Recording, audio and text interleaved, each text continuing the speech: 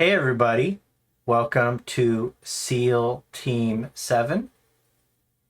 I am very honored to have special guests Eyesonbee and Sleepezi, and we're going to be talking about yet another spicy topic, and that is the fate of a certain character in Final Fantasy VII. Uh, a, a And, I'm going to let everybody introduce themselves first. I'm obviously Schrodinger's Baby Seal. I do this and also occasionally stream. But you're not here for me. You're here for my guests. So let's first listen to Sleepezi. Tell us how you are, what you're doing, and why you exist. I exist for the purpose of being on this show. Hi, I'm Sleepezi. I am a theory crafter slash YouTuber. Currently making a video for Rebirth, which will be out soon, hopefully. And just very excited to be here. I've been away, so this seems like a very lovely kind of way to come back into the fray, spending some time with you and also our very special guest. Speaking of our very special guest, Eyesonbee. Hello. I'm a sentient paperclip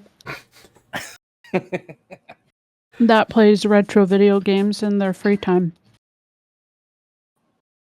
And that's really it. That's really it. I stream on Twitch. I've started uploading stuff on YouTube, but I don't really get how that all works. It's a neither. It's a weird place. It is a weird place. I don't know. I think you have to upload 4 or 5 times a day, and then I think they all have to be under 1 minute, all your videos. Pretty soon we're gonna start doing that with SEAL Team 7. We're just gonna do, instead of 4-hour videos, it's just gonna be, like 182-minute videos per week. Yeah, you're just gonna start clipping them. Yeah, just little mini clips? Clippy. Yeah. We brought it around. What? How did that happen? I let it be known, I'm not always clippy. This is just where I'm most confident. And I'm sorry if you hear my husband putting ice into his ice cup right now. It's very hot here. So it's very hot here too. We're all in a hot area. That's true. Yeah. The hot zone. We're not going to tell you where. It's a secret, but just know it's pretty warm. I also have to give my credentials. I'm not just some random person that you guys picked. I've played every Final Fantasy except for Mystic Quest, which I'm changing soon. And I actually haven't really played 15.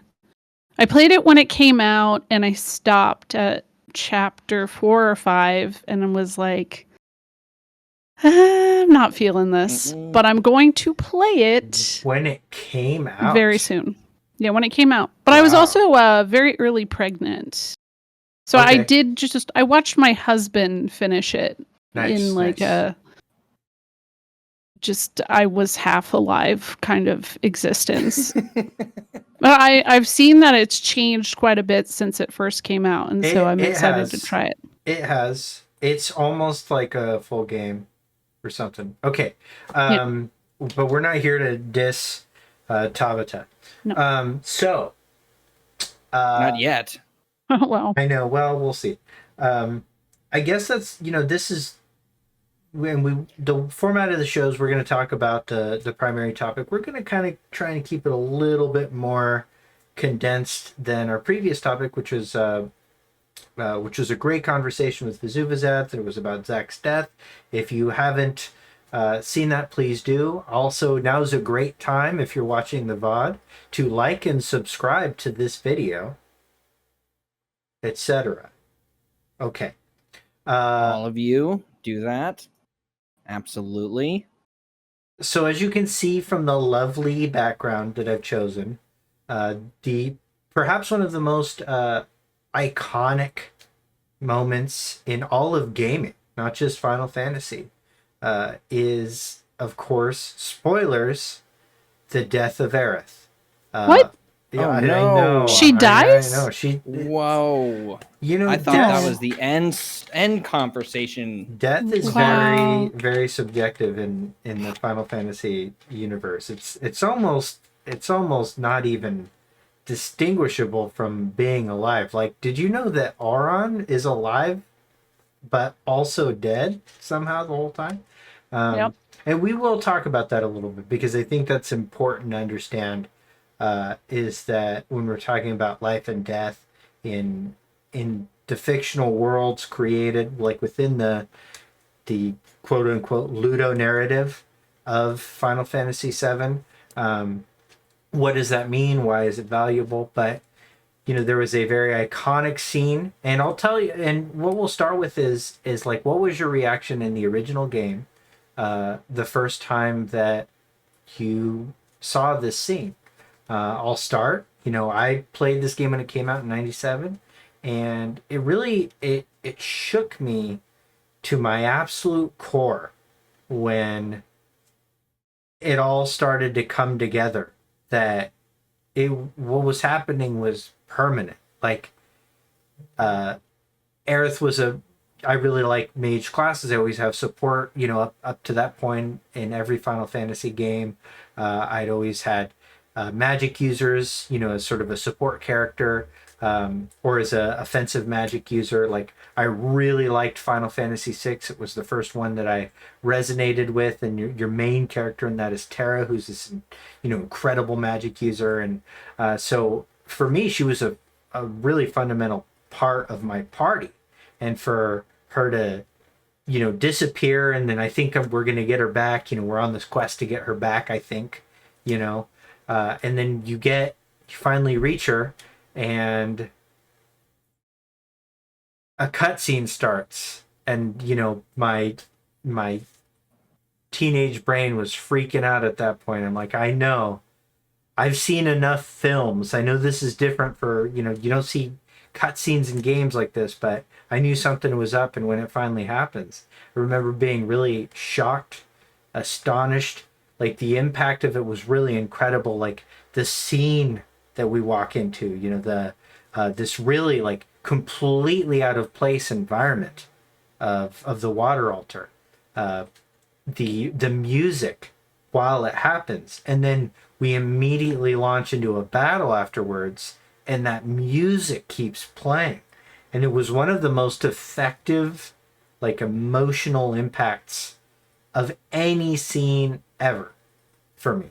And to this day, I still watch it and think, damn, that was brutal and pure art. And It was yeah, it was impactful for me. yes. But I have a very important story about how I found out about this. And I cannot wait to hear it from you It, after it's Sleep very Easy. yes. No, I'm just kidding. You go now. Okay, fine. Okay, I was like, God, don't let me forget. Okay, so I played the game when it came out, and so I was in second grade. Okay. And it wasn't my first Final Fantasy. I started very young. My dad was a Final Fantasy fan, and he had 2, aka 4, on the Super Nintendo. Right. So I had played and beat that Mm-hmm. by the time 7 came out. I did not play 6 until later. And I had one friend in second grade who also was playing the game. I didn't have any friends in second grade. I'm sorry. Thank you. But so I don't know if I really want to consider this person a friend, Okay, but sorry. they got the game after me, and or no, they got the game before me Mm-hmm. because they were lucky, Mm. and they told me in the lunch line, "Did you know that Aerith dies?" How And I was dare like, they? "What? I literally just started playing the game. Why would you tell me this, man?" And they're like, I don't know. I thought it was an interesting thing. I thought maybe you got there. I was like, I literally just got the game, my dude. Like, Oh, whatever you say in second grade in like 1998, 97, whatever. Same guy asked me to prom later on. I said no because I held that grudge. I held that grudge for life. You do not spoil FF7 for me. But then when I did finally get to that point, it was still very impactful. I cried. But then I got stuck on that Genova fight. And I had to keep watching the scene over and over and over. And I think I was stuck on it for like 2 weeks. I didn't know about the water ring or whatever. That is actually exactly my same experience with it in terms of that fight being a piece of shit. Yeah. Which I wasn't even playing it, but I remember because that's my experience with it was hands off the controllers, because I notoriously am not a huge, I know that this sounds weird, I'm not a huge RPG player. I'm a huge RPG fan, and I grew up with my brothers and my cousins playing them. Right. And because their controls were so grotesque and ugly to me, I was just perfectly content with just watching them play it. And I remember the build-up. I actually remember before and after the actual death of Aerith more clearly from like an emotional resonant spot, which is that the build-up and like all of like that tense moment of just getting into the water altar scene. Everything up until that point, I was just like, oh God, like my stomach is in knots, like the music, it's like really, I was a big scaredy cat too. So like anything could have happened and I would have just like freaked out. But after she got stabbed, I was like, oh, thank God. That's all this is building up to, is just this chick dying.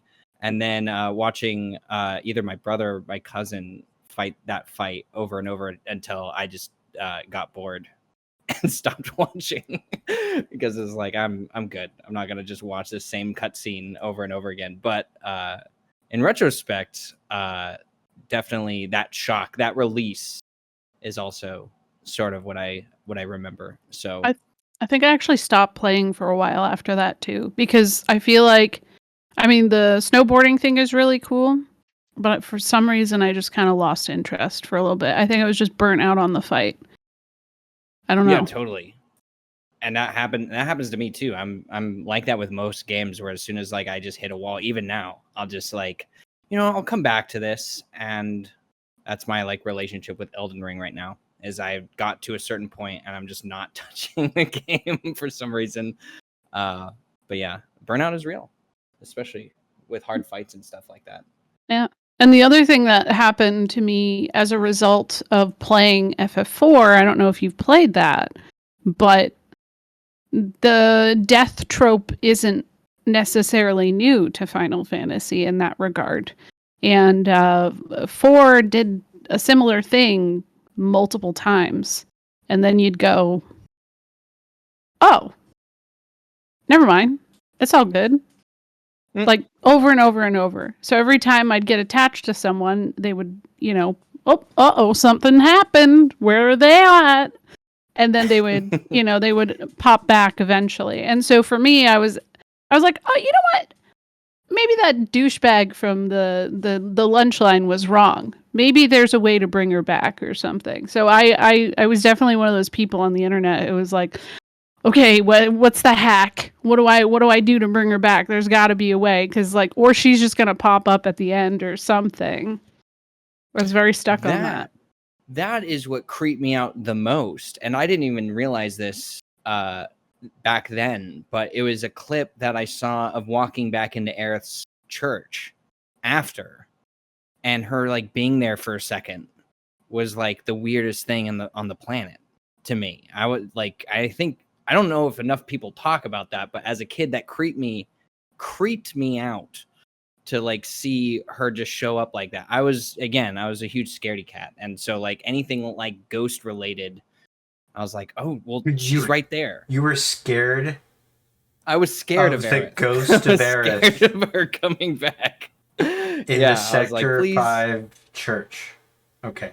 There's a lot of weird things, a lot of scary stuff that happened in Final Fantasy VII that like kind of got under my skin. But that was definitely like one of them, because it just happens, right? There's like nothing else. She just shows up, and then it's like, oh, okay, I guess that's it. But I can imagine maybe that was like sort of why people thought maybe she could be brought back, or Yeah, I that don't know. was What contributed to that rumor is, I guess, what I'm asking, Oh, because just this is coming from internet. somebody who didn't. yeah. Internet life. Everybody had there was millions and millions of rumors. It's like if you do all of these different things. I don't even remember all of them, but I did a lot of them because I believed, you know what? Maybe there's like a hidden code. Maybe there's a certain thing I can do. And I had time to play games back then, so sure, I'll put 70 hours into trying to bring her back to life. Didn't work. I think there was Game Shark stuff too. There is Game Shark stuff. You could hack the game and get her back. And I mean, the way that internet disseminated info on games was very different back then. And I mean, there was GameFAQs, which was really good when GameFAQs like came center stage. Like Final Fantasy VII actually had a spot on GameFAQs for a very, very long time as the top in the top 10 visited pages. But like I think all of us, or at least I remember going to some like I don't know if it was like, I think it was a comic book shop, and people were talking about Final Fantasy VII and how if you do this exact set of things, you could bring Aerith back. But because like, I mean, I couldn't fact check, like what was I gonna say, and so at the time, I remember believing for about like 6 months that it was just a matter of time before somebody figured out how to bring her back. But it was only my experience with those people that made me feel that way. Because when I played the game, it didn't totally sink in for me, like that I was never getting her back until the actual ending cinematic, when there's a reference to her being kind of active in the live stream, active in the afterlife, and that was really impactful too. Was to see like that you finish the game, there's this finality to it, and Aerith isn't there. So I really there was, to this day, is still isn't anything quite like the death of Aerith for me, in terms of gaming history. So that being said, Remake is out, and one of the first things that that comes to mind when you play Remake is that there's all this new mystery that's being built in Remake that gives us like this potential. It builds up this potential that things might be a little different. And this is not necessarily going to be a conversation solely about will Aerith have a different fate this time, but we should briefly talk about it. And so, Sleepezi, what do you think? You once made a video called Aerith Dies. I don't remember it. I don't. What do you think? What are the chances that that they might alter the Aerith's fate, in your opinion? So, in terms of just the scope of conversation, and I think maybe the audience might have a different viewpoint on how I think about this, but like my opinion of all of Remake has shifted like one way or another over time. And not to say that I don't think that she will die, but there is definitely I'm a little bit more split down the middle than I think, because anytime I've tried to be like, yeah, she's dead, there's this part of my brain that's like, but there's like totally a possibility that that's not gonna happen, and she's totally gonna live, and that's gonna be this whole thing. And I can see the argument for that. But if I were to be putting on my Sleepezi frog helmet for the stream, which I will, one of the things that I have always kind of looked at this game through the lens of is the lore and the way that the story has been told, not just from like Remake's perspective, but like from sort of the compilation and the original kind of leading into what Remake is now. So one of the things that I have been very mindful of is that there's a lot of discussion of the part that people play in a story. Is you have these characters sort of with these roles in the story that do X, Y, and Z, and whether they are meant to live and or meant to die, it's just the outcome is where they belong. This is just how this plays out.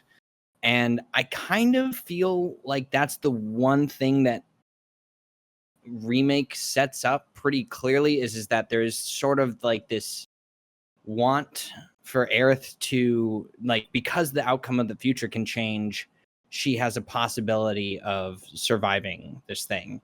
But at the same time, she's kind of like mitigating slash like trying to set people up to know that maybe things aren't going to work out. She's like trying to prep people. It's like she's saying all this stuff to like Cloud and like her resolution scene, and there's just a lot of preemptive on her part to kind of maybe keep people from not getting too close, but just getting the wrong idea as to like why she's there, which is how I do view the Aerith resolution scene. I think she's trying to say in so many words that Cloud should not fall in love with her because the death that the wake in her wake of her death and like how that makes Cloud feel is disastrous. And it's probably one of the biggest parts of like Advent Children is him dealing with that loss and the loss of Zack. So for her to be saying those things makes me feel like there is some part of her that feels like this could still happen. And it's not all just geared towards just changing that outcome. So I think that's sort of how I feel about it. Is I think that the game is setting us up to think that we are going to lose, that we're going to be able to change this to some degree. But I also feel like with the coupling of this is an extremely iconic moment that we wouldn't want to mess up or not take the shot and just like make it again. There's that weight, and then also the weight of like maybe having a character like and this is what I said in my video, I guess, is that having her think that she can escape this fate would make it, to me, more tragic. Because I think the way that it's sort of portrayed in like other material is that she's kind of like led to that moment. She's a little bit more prepared for it than like, even though it's sudden to us, it's maybe not so subtle.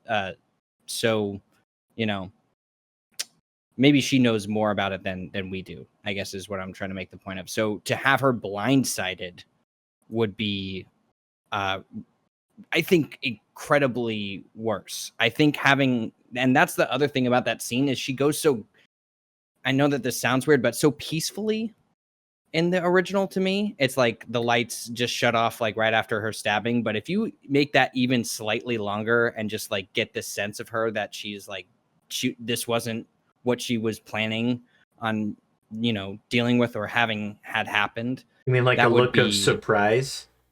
Like a look of like terror, and also knowing like what this is going to do to Cloud and all of this other stuff. Like I can imagine her just not even thinking about herself in that moment. And that, for me as an audience member, if you even kept the scene the same, right, if you just gave her that look, that would make it totally effective in my book. So I am sort of on the team of her dying, but could she be brought back? Sure. I'm open to that as well. So what do you think? I always kind of perceived it in a way that I thought she kind of felt it was her destiny to sacrifice herself in some kind of way. And maybe she didn't know how that would necessarily play out. Like, I don't think she knew she was going to get stabbed in the back by Sephiroth. But I always feel like she had some kind of knowledge from the planet that it was her destiny to do something that would lead to summoning Holy. I don't think she necessarily knew exactly what it was that was going to make Holy summonable, which I hope that like we get further lore, because I see a lot of people kind of argue on this. Uh-huh. Like I've seen people say, "Oh, well she has to die to summon Holy." I don't think it says that anywhere It specifically, does but not. you guys would know better It than does okay. not. And actually, the whole way that Holy works, I'm just going to map this out very quickly, is that all she needed to do was go to the water altar, and the water altar connects the person who's praying in it, like essentially wishing upon a star, but it's a wish to the planet, right?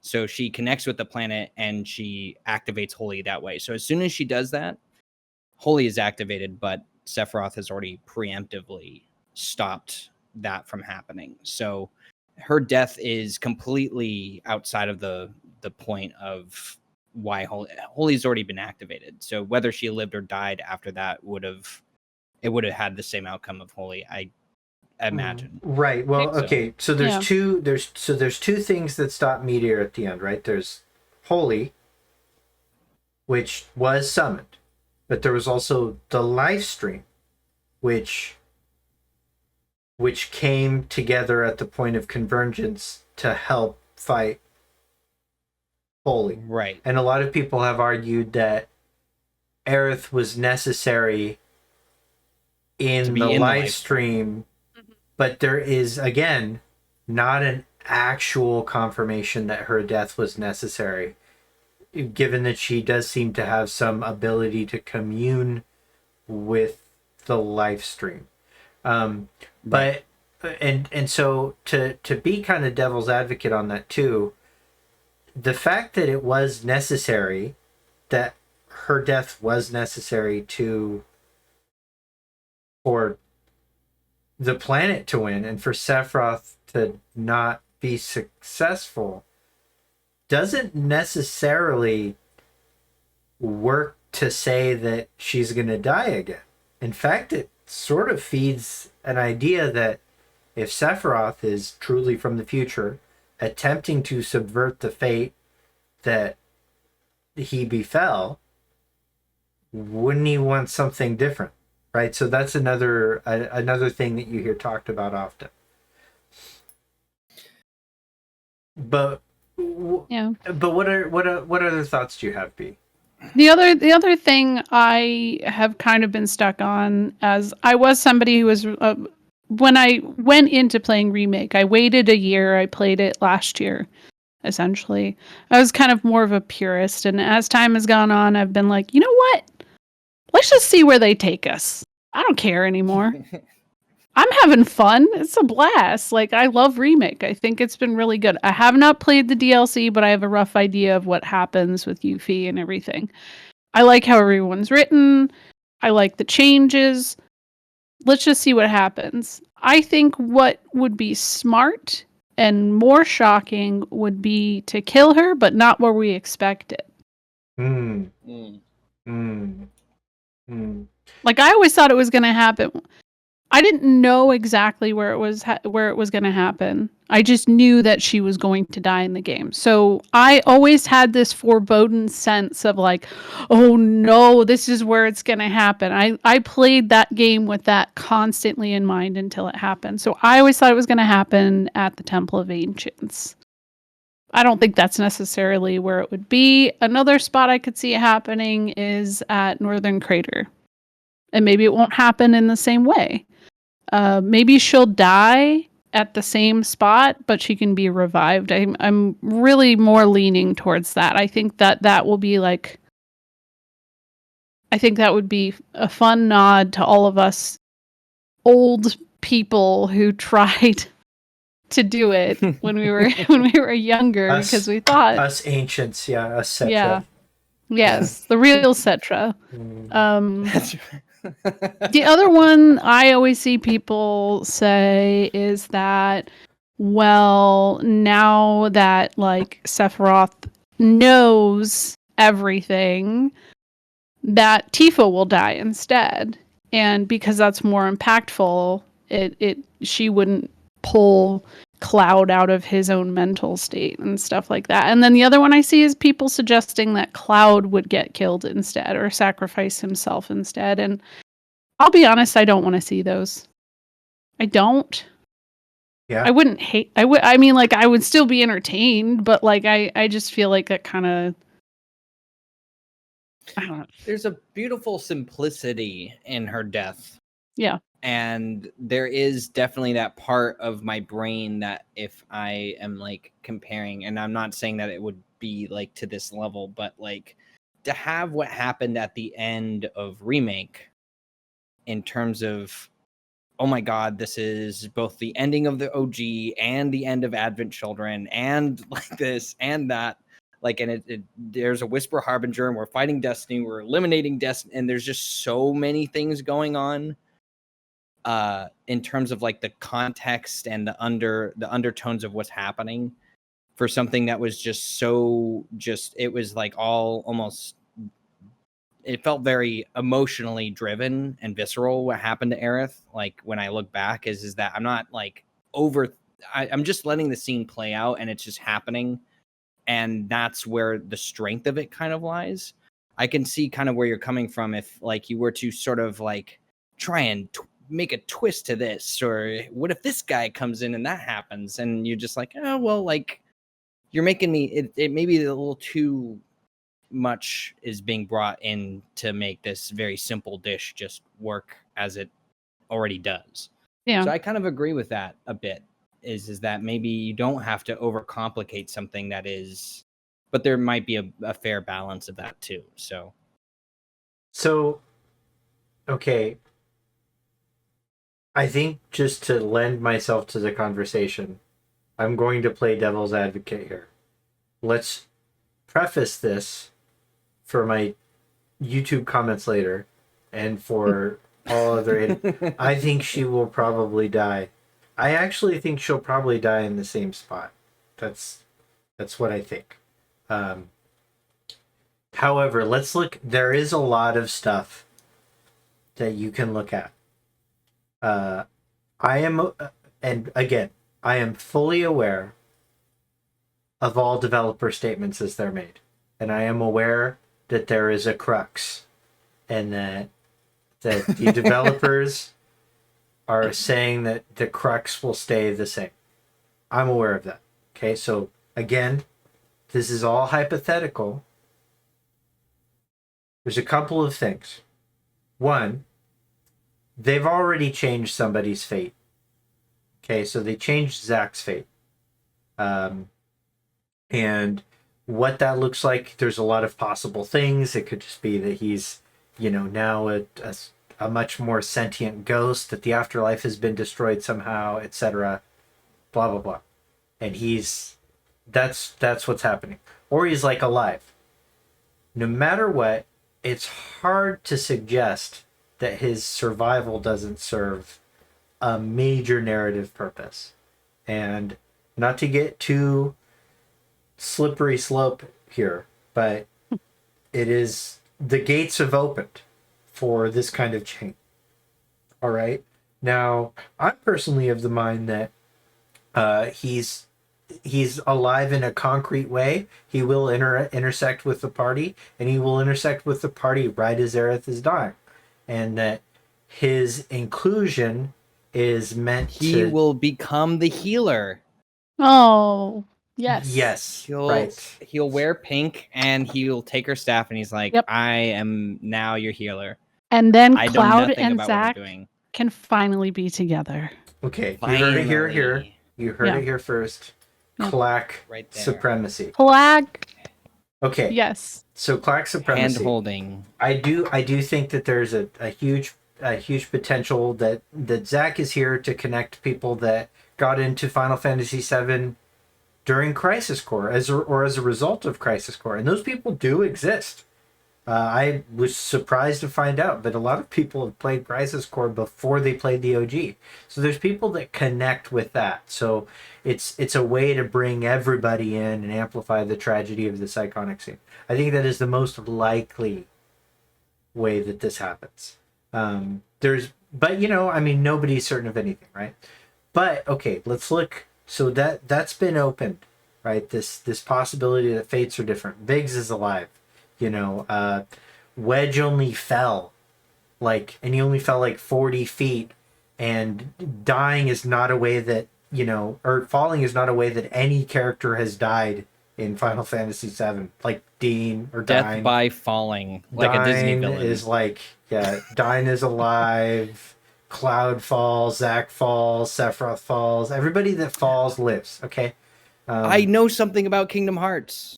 There is a It's character true. that falls off of a ledge that looks like they die, and then they end up becoming the setup for the next big arc villain. So is Wedge going to be Wedge kills Aerith? Anyways, that's right. So that's beside the point, though. That's a digression. He parachutes in with Jesse and everybody. Sorry. Other things. Okay. We've defeated fate. It's a completely unknown future. So even though the devs have said the crux will stay the same, they're still also pitching that this is a new world, that this is an unknown future, unknown journey, terrifying future. Another bit that I don't think is talked about a lot is the Ever Crisis trailer. Okay? So we don't know how Ever Crisis will play out. We don't. It could, but there is it's something that was noticed immediately. Sleepezi was the first person I notice it, but that doesn't mean he was the first person to notice it. In the Ever Crisis trailer, it says another chance for a remake. But it does something really weird with the word another. It emphasizes not and her. So a not her remake. So that does imply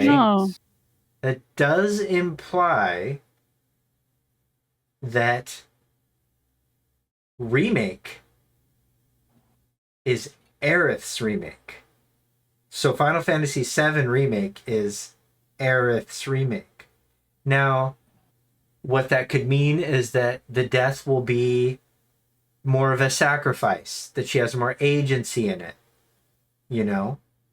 or it could be that, this is her chance to change things for a way that, might benefit her.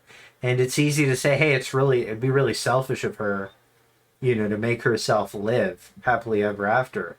But come on, man, it's like, she's the last of the species.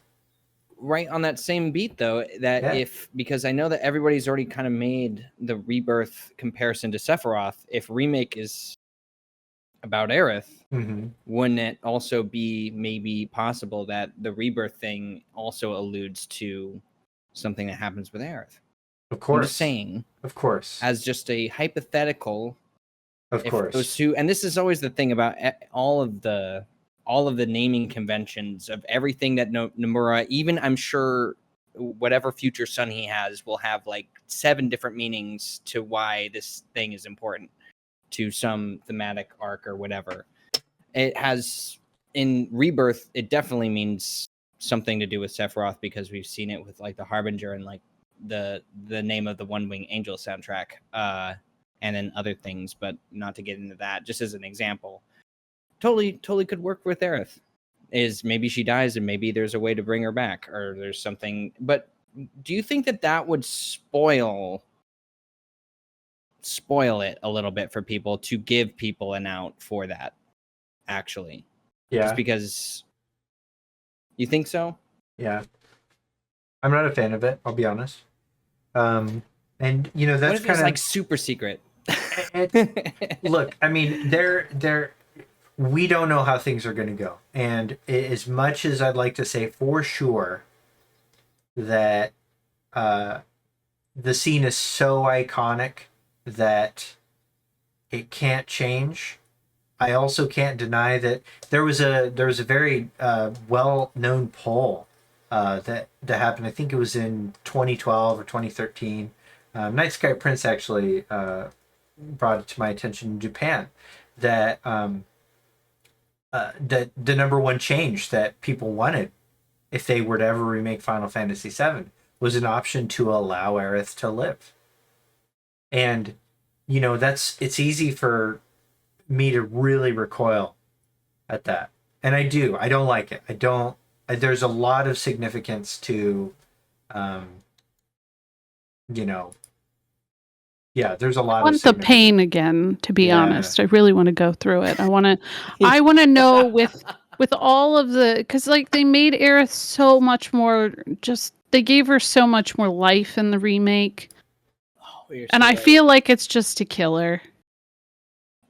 You think that all of this, well, Mhm. and this just going exactly to where you are and what you've started, you're absolutely right. To me, that's exactly how I think. So I wasn't even remotely like involved in like, oh man, I like really, really, really like this character and like this thing. I don't ship any characters, but I've been accused of in the past shipping Aerith. But the one thing I will say about Aerith in this particular game that I love is the fact that she is just there's such a fragility to like what she, like the way she speaks, even though it's like super precise. It's like, it just feels that everything that she's trying to accomplish could break instantly. And she's just like tap dancing over laser beams. And it's both heartfelt and like very like she's so mindful of other people and like what they want. It just seems like, yeah, she's so incredibly nice. Why isn't it gonna be the fact that she gets a sword through her chest so that they could just turn all of those beautiful feelings into a sad mess that I will cry over? Yep. Okay, so I guess we should just get into it and ask the main question, which is, should she die? Um I think for I I think it's yes. I think yes for emotional reasons. I think if they're smart, they will make people happy if they stick with my plan. Kill her, make us feel the pain, and then at the very end have a side quest to bring her back for the final battle. Huh. I Okay. There's only one time in the history of the worlds that I've ever experienced any sort of like bring back quest or a thing that is a remake of something where a character goes specifically out of their way to save another character from dying that didn't happen in the original sort of timeline of things. And not to spoil anything, but it's the Rebuild series for Neon Genesis Evangelion. And that is the only time I ever felt like something felt so, there's something so there's a huge payoff in just knowing that there's something that a character knows that can be done about something. Like this character is going to die, and like being the one to finally like avert it. Like after all of this time, like after all of this waiting, like however long since it's been since the game has been released, it feels like there's also something huge in letting people have that moment where they actually save this character. But I don't think that audiences actually see it that way at all. So I think as much as that feels like that could also pay off, it just, there's never going to be a question in my mind that if they do that, I'm not going to just be thinking about, well, I also wanted to see it happen the original way too. So I actually, and I don't know how familiar you are with New Threat Mod, but New Threat Mod 2.0 Route B, I think it is. Mm-hmm. Spoilers to anybody who hasn't played it and intends on it. I'm going to spoil something. Aerith does not die in that spot. I actually did not make it much further beyond that, but I did get to the Lifestream scene, and I kept her in my party because I was like, well, I'm really interested to see how she's written actually like existing in this world post that scene. And she's actually very interesting to have in the live stream because she notices Zack, and she just like, I don't know. I thought it was actually a really, really interesting flair. But again, everything that happens with her summoning Holy and stuff, it just feels like, well, what was the point? Okay, well, yeah, she's going to save the world. But like, it made that part of the game kind of drag on. So I feel like it's such an important story beat. I think that's why I'm stuck on it needing to happen. I totally agree. I think she's going to die somewhere else in New Threat. I have to finish it, but it was really well done. So just even the example of that scene, like as soon as you said Lifestream and Aerith, I was like, yeah, like I can only imagine with like the way that the writers are so conscientious of like the rest of the lore of like Final Fantasy VII and the compilation and all that. If they were to just have the opportunity to write more of Aerith, like we're not speaking, I'm not even talking any specifics, but like you just gave a great example of the live stream scene. If she were to be involved in that or be a part of the party at that point, like that would be, that's the one strength that VII Remake has over, to me, over the original in certain aspects. But for me, in a modern sense, is the improvement is you just get to a real sense of these characters, and you like there is that sort of that nostalgia kick of just hearing these people talk about these places that we've played through over and over again in such like a real way and interacting in such a real way. So like, even though, yes, I agree with your point, like the death of Aerith does feel like such a finite part of what makes Final Fantasy VII. But there's also this want of mine where it's like, man, I just want to see like what they would do and what else she would say. And I want to see her interact with more characters and have more interactions with Cloud and more interactions with Tifa and all that other stuff. It always feels like I'm missing something when I'm not seeing so far in Remake all of the characters just bouncing back and forth. Like I didn't know that I was going to love like some of the combinations of interactions that I've already seen. Right. yeah. So Junin is amazing in that because she uses a chair on Scarlet. I'm pretty sure she uses a chair just like in Remake, and I was like, no way. Yeah, it's beautiful. That's magnificent. Yeah. So like there's so many options there. Like I think they could have so much fun, and that's where I'm like, if that happens, okay, I'm down with it. But I feel like I've seen a couple people say it in chat, like you would have a lot of people rioting at Square Enix headquarters because it didn't play out the way they wanted it to. And that's a great point to make. The damned if you do, damned if you don't sort of scenario is so clear in this particular subject, because a lot of people would argue like it's the crux of Final Fantasy VII. But then it's also on the other side is people saying, well, why would you make an ending so conclusive to say like, well, now the future is unwritten, to then not unwrite her death, which would be the biggest reason to subvert like what has already been So did they do this to themselves? Like, well, obviously is the question. Yeah, and so, and I have a lot to say on this, and I'm feeling a little torn because I don't want us to just be in lockstep about this if we're gonna have like a discussion. But for me, the issue is that if you do something like, even if you change the circumstances of her death to make her more willing, to make her more of a, more of a sacrifice, it kind of lessens the impact on that end. Like, and the book, Traces of Two Paths, actually, there's this really like kind of chilling discussion between Aerith and Tifa on the boat to Costa del Sol, where she talks about, could I ever have kids one day? And like, you're like, whoa.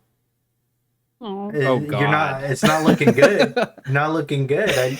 You're gonna be missing some of the prerequisites of that here real soon. So like there's that thing. There's that element like that kind of improves the tragedy of the situation because most people don't like sure it's kind of more heroic if it's a sacrifice, but there's it just like kind of what Sakaguchi actually says about the death, and how it relates to a real death. Like it's just death is just impossible. It's irrational. Like the grief is it's really for you to really connect with that. There's something that kind of gets lost in the heroism of the self-sacrifice in that particular situation. And I'm not saying that people haven't heroically sacrificed their lives in real life, but there's something that you connected to about the fact that it was sudden and it was not expected. And we were talking about surprise earlier, but beyond just like her character and being attached to that character, the core environmental message of the game really loses some of its edge because Aerith isn't just like a valuable character. She represents the death of a species. And there's something really symbolic about her death for the purpose of the environmental message of the game because it's she's got last unicorn syndrome. So we're now the stewards. And if you're trying to send a message to the kids that are playing this game, like what's a better message to send? Like, is it this what if scenario that like, hey, this is the only world we got? There is hope, but it's bleak right now. Like that's a more accurate, realistic environmental message to send. Now, is it good for us to think that we have hope and that things can change? And is like allowing Aerith to survive like a beacon of that hope? Maybe, And then also we got Square like, actively supporting NFTs. So we're not really sure if maybe they're backpedaling from their environmental message and that's why they're bringing Aerith back, They're going towards NFTs, so they're changing Final Fantasy VII. Purchase an NFT and you can bring it back to life. So that's right. So I mean, oh god. So if they are going to, so I have to really think through this. If they are going to take that core message from Final Fantasy VII and still claim that Final Fantasy VII, like the crux is the same, how are they going to displace that story element? Like, what could they possibly do in its stead to drive that home? Well,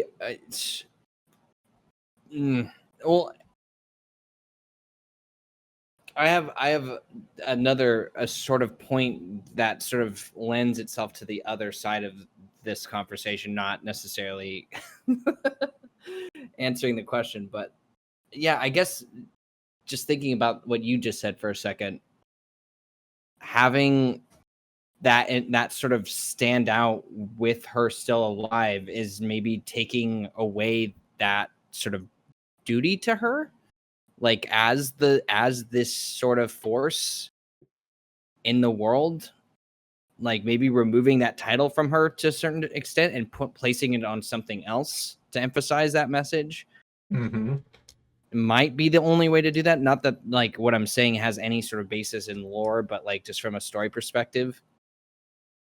But the other thing too is that, and just again going back to being like kind of a devil's advocate here, is one of the things that like Remake does so well is it kind of keeps bringing up the conversation is, do we need to kill off people in order to get what we want?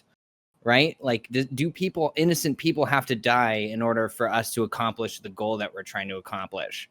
And it's like, it's never black and white, and it's always something in the middle that is the answer. So it's like, is that just like, this is why it feels like so intentional that they're just layering this conversation in. But I also feel like in the same way that we've already seen the original Final Fantasy VII is that this is just how the original story starts, is that at first you think it's just this fucking corporation that's an ass. And then you realize that, oh, there's the thing walking around and her son, who's even worser than the corporation that birthed him, running around creating all this mayhem and is actually going to bring about the end of the world, like immediately, rather than maybe a little bit slower compared to Shinra. Where in Remake, it's the same thing. Is that our fight is set up at the end to be Sephiroth, but throughout the entire game, our perception is what is like this corporation doing, and then actually what the game is trying to do is also humanize some of the elements of this machine that is creating the conflict, which is not what the original did at all. Not I don't well, think. anyways. It started was too short of a segment. Right. It was too short of a segment to let that part of it breathe. Right, and we're talking probably about the Kate Sith interaction, right? At the end with Barrett. Yes. Yeah. Where there's a whole bunch of things that kind of come up with that. And there's even just scenes where like Barrett, like in the OG, even looks back and is like, I wouldn't have done that. Like I wouldn't have, like, I should have done things differently. I shouldn't have put like people's lives at stake, and that was wrong. And you're just like, well, yeah. So that realization we know he's going to come to. So looking at that first segment and then changing the conversation, I don't even know where my point is anymore. I'm just describing the story of. Well, I have something to tack on to this, actually. Well, sure. Maybe two things. My second thing is going to be a question, but the first thing is I think it's also important to think of this remake, rebirth, all of that. The final boss, I personally don't think is going to be Sephiroth. I really don't. And the whole game, of the whole like trilogy. Yeah, of the whole thing. Yeah, I don't think it's going to be. Even Rebirth, I don't think so. Rebirth, I think we all know the truth that it's going to be Cloud. But okay, go on.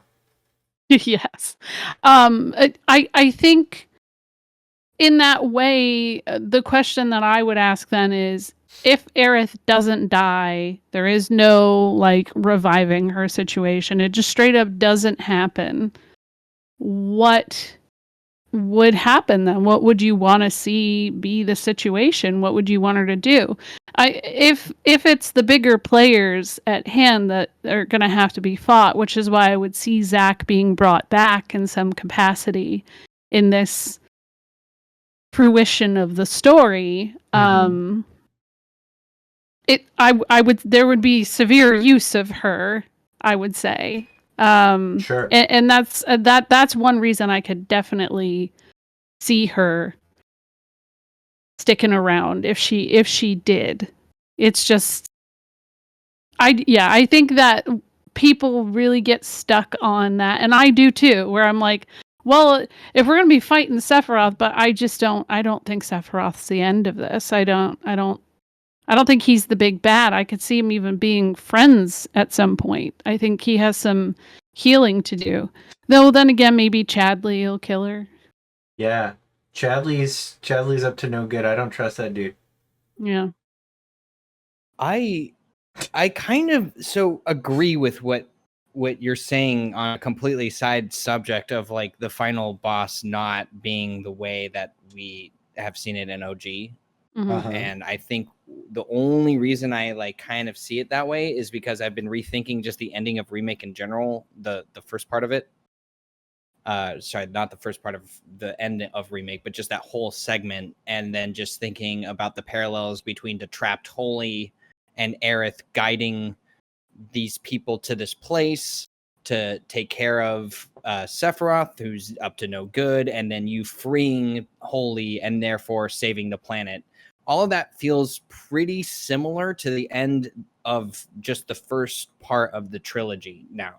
So if we were to repeat that, I almost think that would be sort of counter to what we've already seen to an extent. It like, do we need to see the same thing twice? is more or less what I'm saying, which is kind of the argument about like the Aerith dying thing, but I don't see it ending exactly the same way. Maybe save for Sephiroth, maybe, but maybe not in the same way.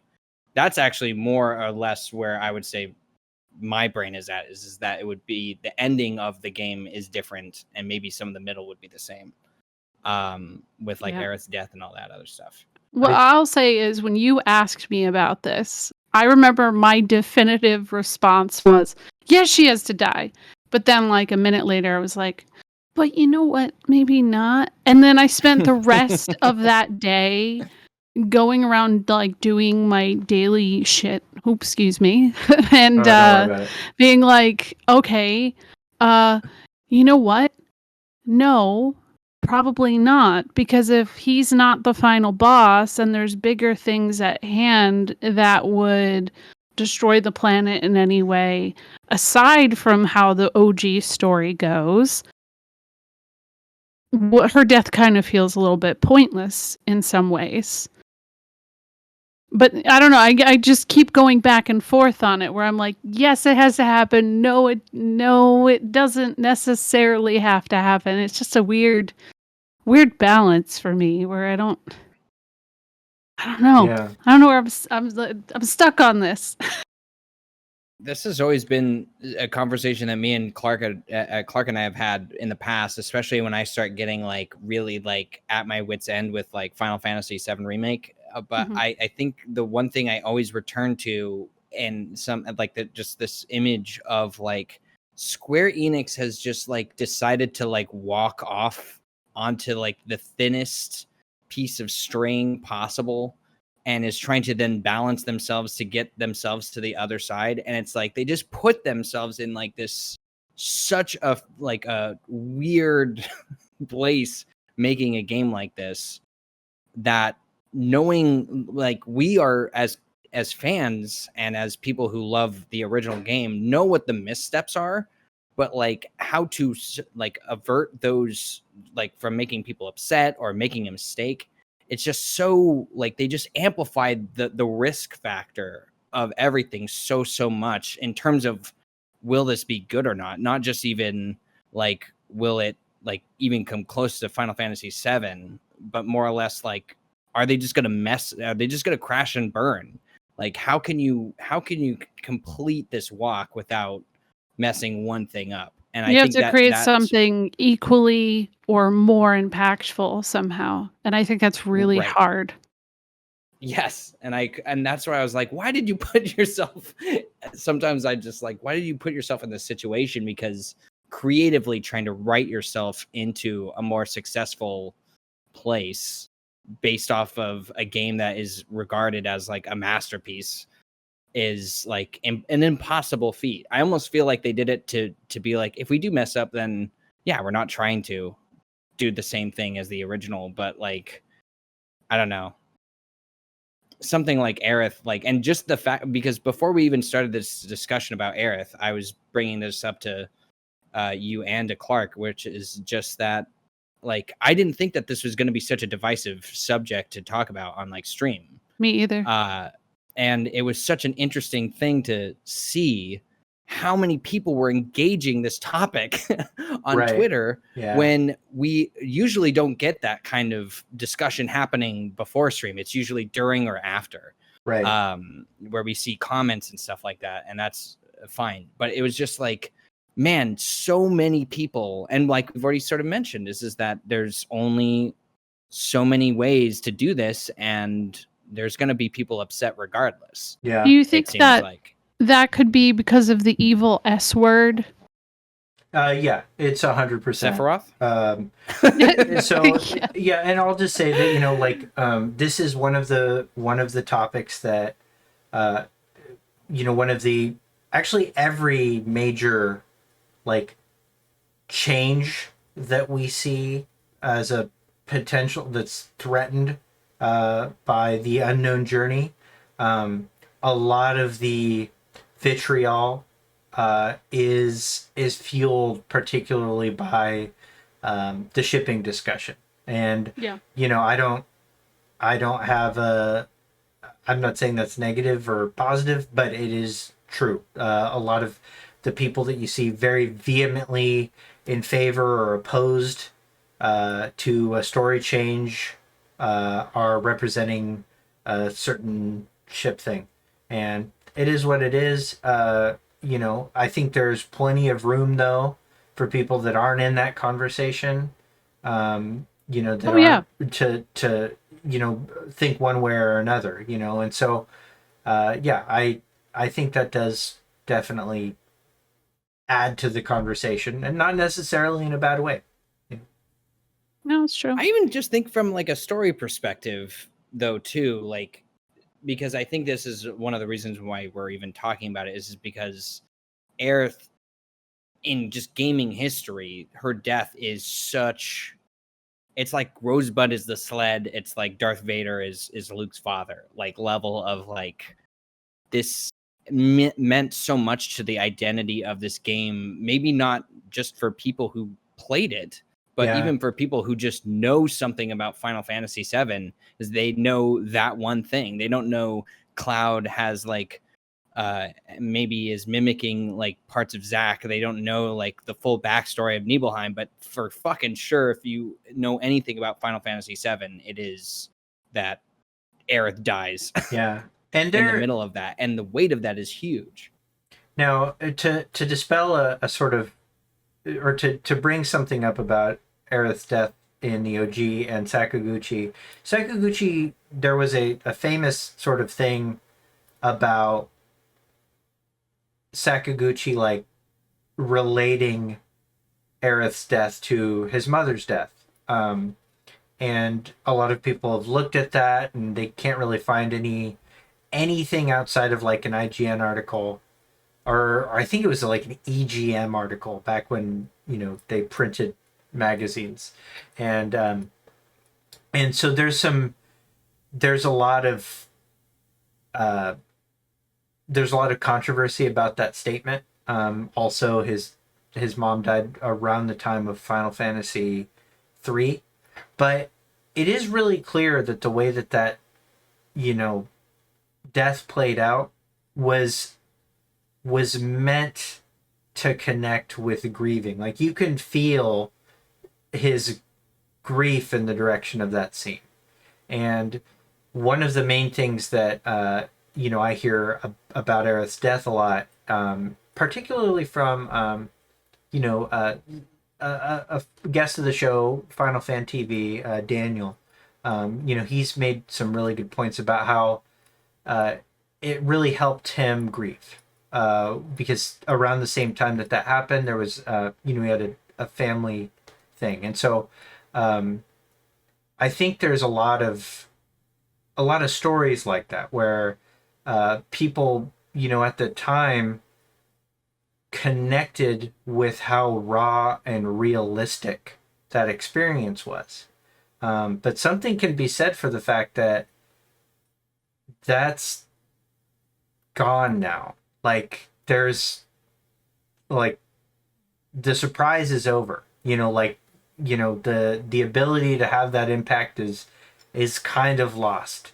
So what's the point of even threatening, like we've said, threatening story changes if not for that? And it's been said in chat a couple times. It's been said in chat a couple times that in Japan in particular, they really do like happy endings. So, food for thought. I think that the surprise of it would be like this is just me, and and this probably very like this is completely my emotional review of Remake. My favorite moment of that game is Cloud getting flashes of the sleeping forest and his reaction to that, because that plays so wonderfully to why Aerith's death.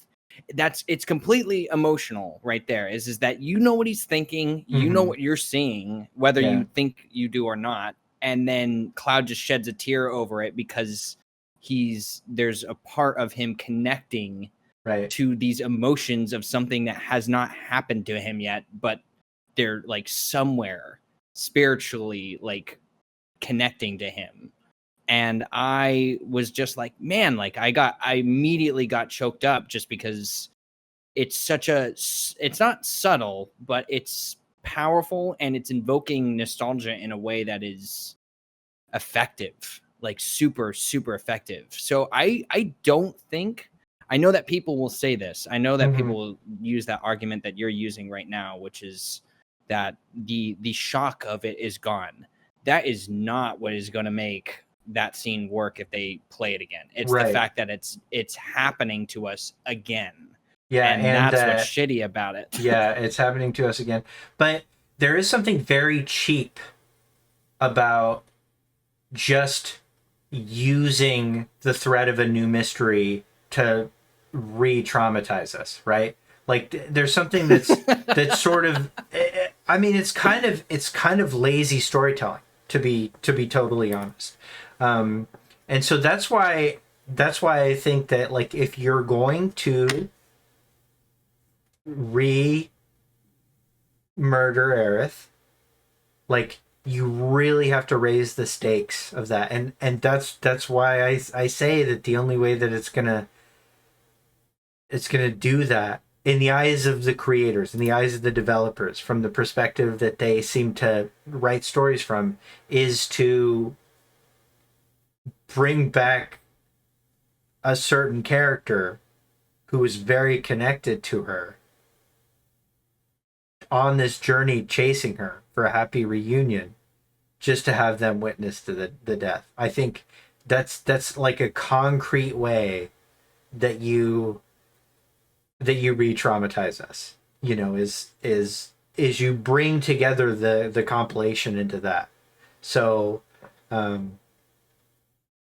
you know, there's that. But also, like, I want to say that there's this thing about death in Final Fantasy VII that, like, since it sort of establishes that there is in fact an afterlife, you know, the real loss of a character is more about, like, their separation from you know, because they're just in a different plane.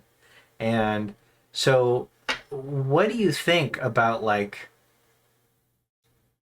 the impact that she had on, like, our party, like us not having her in the party, like that kind of loss? Do you think that can be replaced if they say let her live?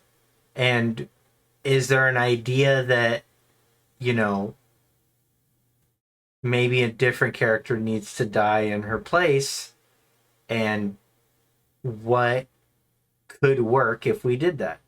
Like, I feel like her death really kind of like fueled them to do, like, it's not like they had a lull. They always had a reason, but it gave them even more of a reason. yeah, And so it does feel like somebody has to die, but I just don't feel like anybody else would be impactful. Like, I just think, like, killing off Cloud, I wouldn't like that. I don't even care for Cloud that much. But, like, I just don't kill him off. That seems ridiculous. And it's the same for Tifa. Listen, we all know the fandom would riot if Tifa died. mm-hmm. And I do think, I said this earlier, I do actually see a way that they could write that, but it would just be so drastically different.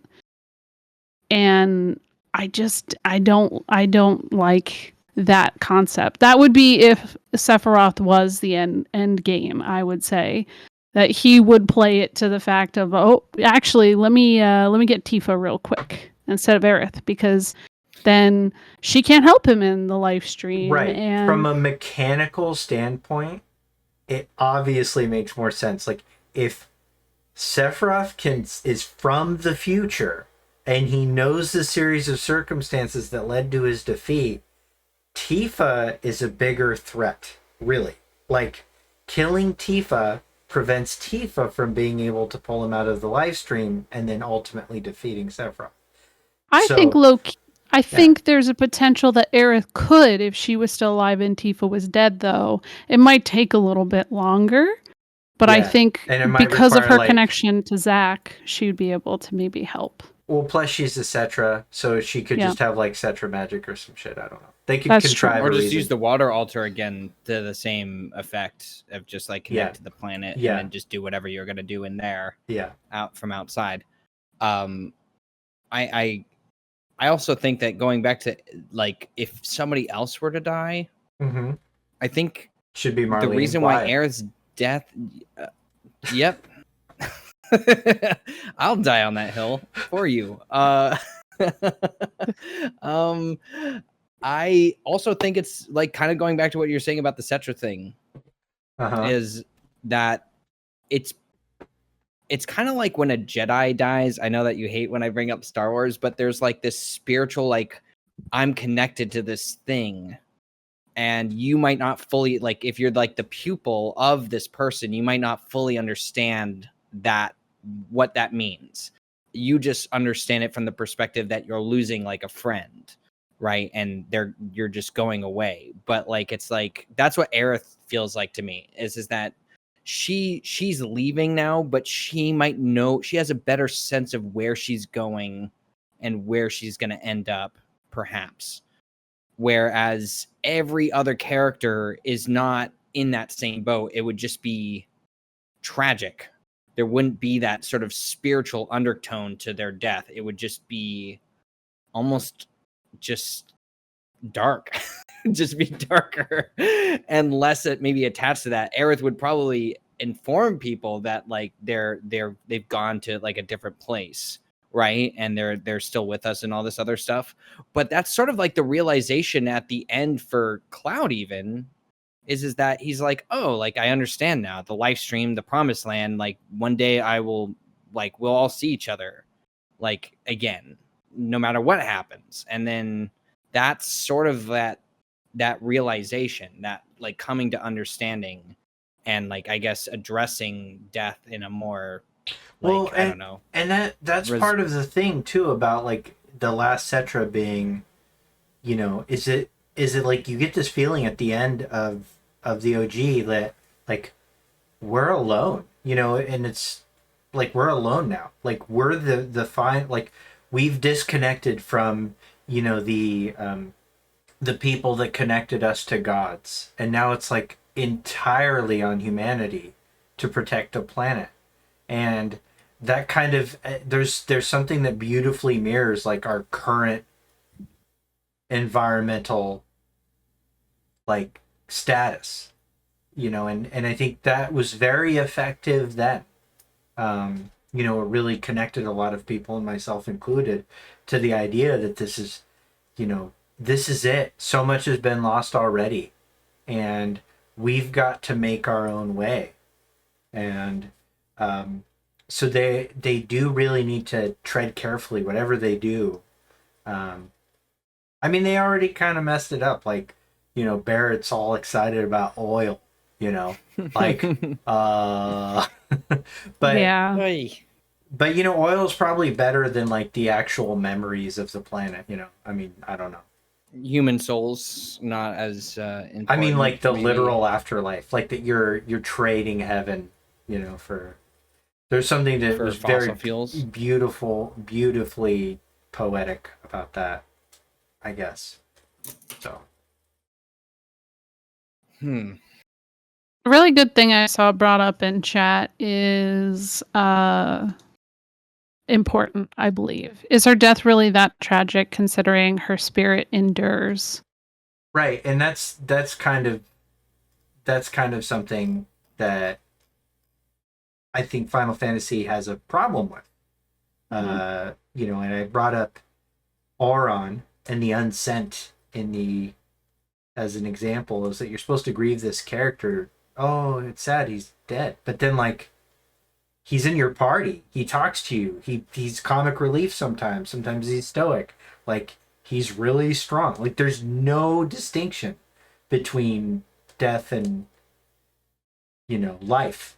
7 is very much in the same vein of that, where there is like not that fine of a line between the living and the dead. In that sense, obviously not to Auron levels, right, where like just Aerith, even after being murdered, is sort of tagging alongside of you. But that's the main difference between those stories too, is that what we're looking at FF7 from the angle of is we've played it, we've experienced the story. Mhm. We know that at the end, Aerith's face shows up and it's like, oh, she was there the whole time. But we don't, the story does not fully set us up to think that it's a revelation over time of this sort of spiritual connection to the planet. We know some aspects of it. We know about like this reincarnation. We know that Aerith was sort of feeling that she was guided to the water altar, but it isn't until that scene where it's like, oh, she's been guiding us and helping us to get to this part, or she's Right. doing something for us all along. So the only reason that it's different for Remake is that we just know that it doesn't feel cheap though in OG to see her there and to see that Lifestream moment happen. No, it doesn't. You know? So I mean, it's an impossible moment to match, you know, and so I guess what we're asking ourselves is are they going to try and match it by recreating it, not really concerned with the fact that surprise is gone, or are they going to try and amplify, like allow us to re-experience that trauma, and how are they going to do so? And and my argument on cheapness is that if the only reason is the only thing that they do to um, amplify or create surprise with the loss is just what they've done so far and threaten that, you know, things could change now, just for it to be the same, that will probably feel cheap to me and maybe some others.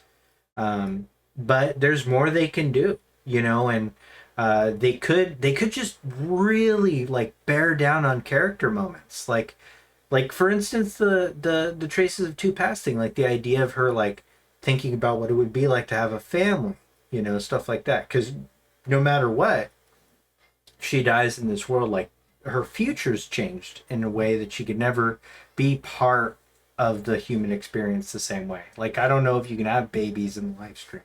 Be weird if you could, you know. But I don't know. I don't have an answer to that. that's Kadaj Laws and Yazoo, I'm pretty sure.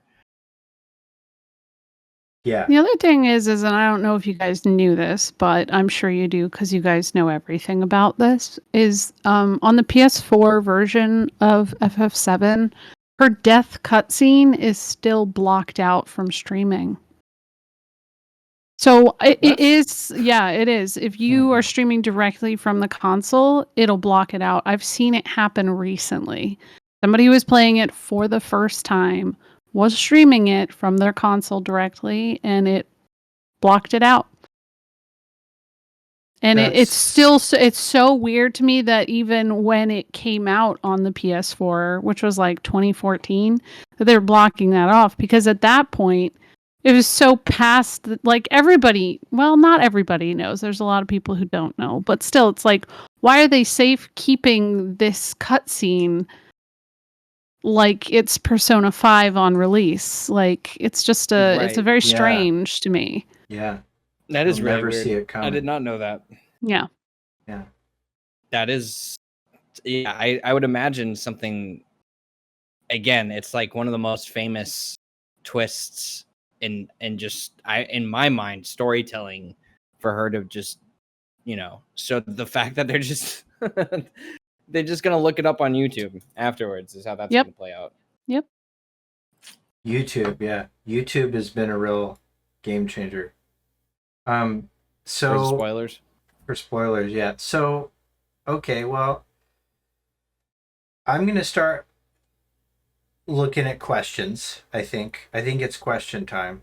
I don't know, do you guys have any points you wanted to bring up before I start with the Twitter questions? No, I'm pretty much touched on all the big thoughts I have, even though most of them are very indecisive. I feel exactly the same way. I feel like I haven't been able to like articulate exactly how I feel about this myself, at least just speaking on my own While here. while I collect questions here, I will just say that before the actual stream started, um, we talked, and I said, and I won't say whether or not anybody in the conversation agreed because I don't want to put them on blast, but I'm in this really lucky and fortunate position as a content creator, um, because if they do stick the landing on this and it works out exactly the way that I think most people are expecting it to work out, and they really nail it, uh, they somehow keep the crux intact while exploring new mysteries, and it's beautiful, and there's just enough difference that it still feels like Final Fantasy, but it still feels like a fresh experience. Like if they nail that, I win because I get to play that and experience that. If they do something that really upsets like the fandom, I also win because whenever That's true. you're a content creator for Final Fantasy VII, you get attacked by every single corner of the fandom, and you just do. And so, if those people are upset by something, I also win. So that's kind of where I'm at overall with Aerith surviving. Yeah. No. I mean, either way, I'm in for the ride. I don't really. Mm-hmm. Mm-hmm. I think I would be disappointed to not see it happen, but I'm gonna play the game anyways, and I know I'm gonna have fun with it. I like. It's it's a game, you know. If you're gonna get butthurt about how it works out, then don't play it. Get over it. It's not a big deal. I mean, it is a big deal to some people, but hey, for you, it's content, you know? And I Yeah. mean, Yeah.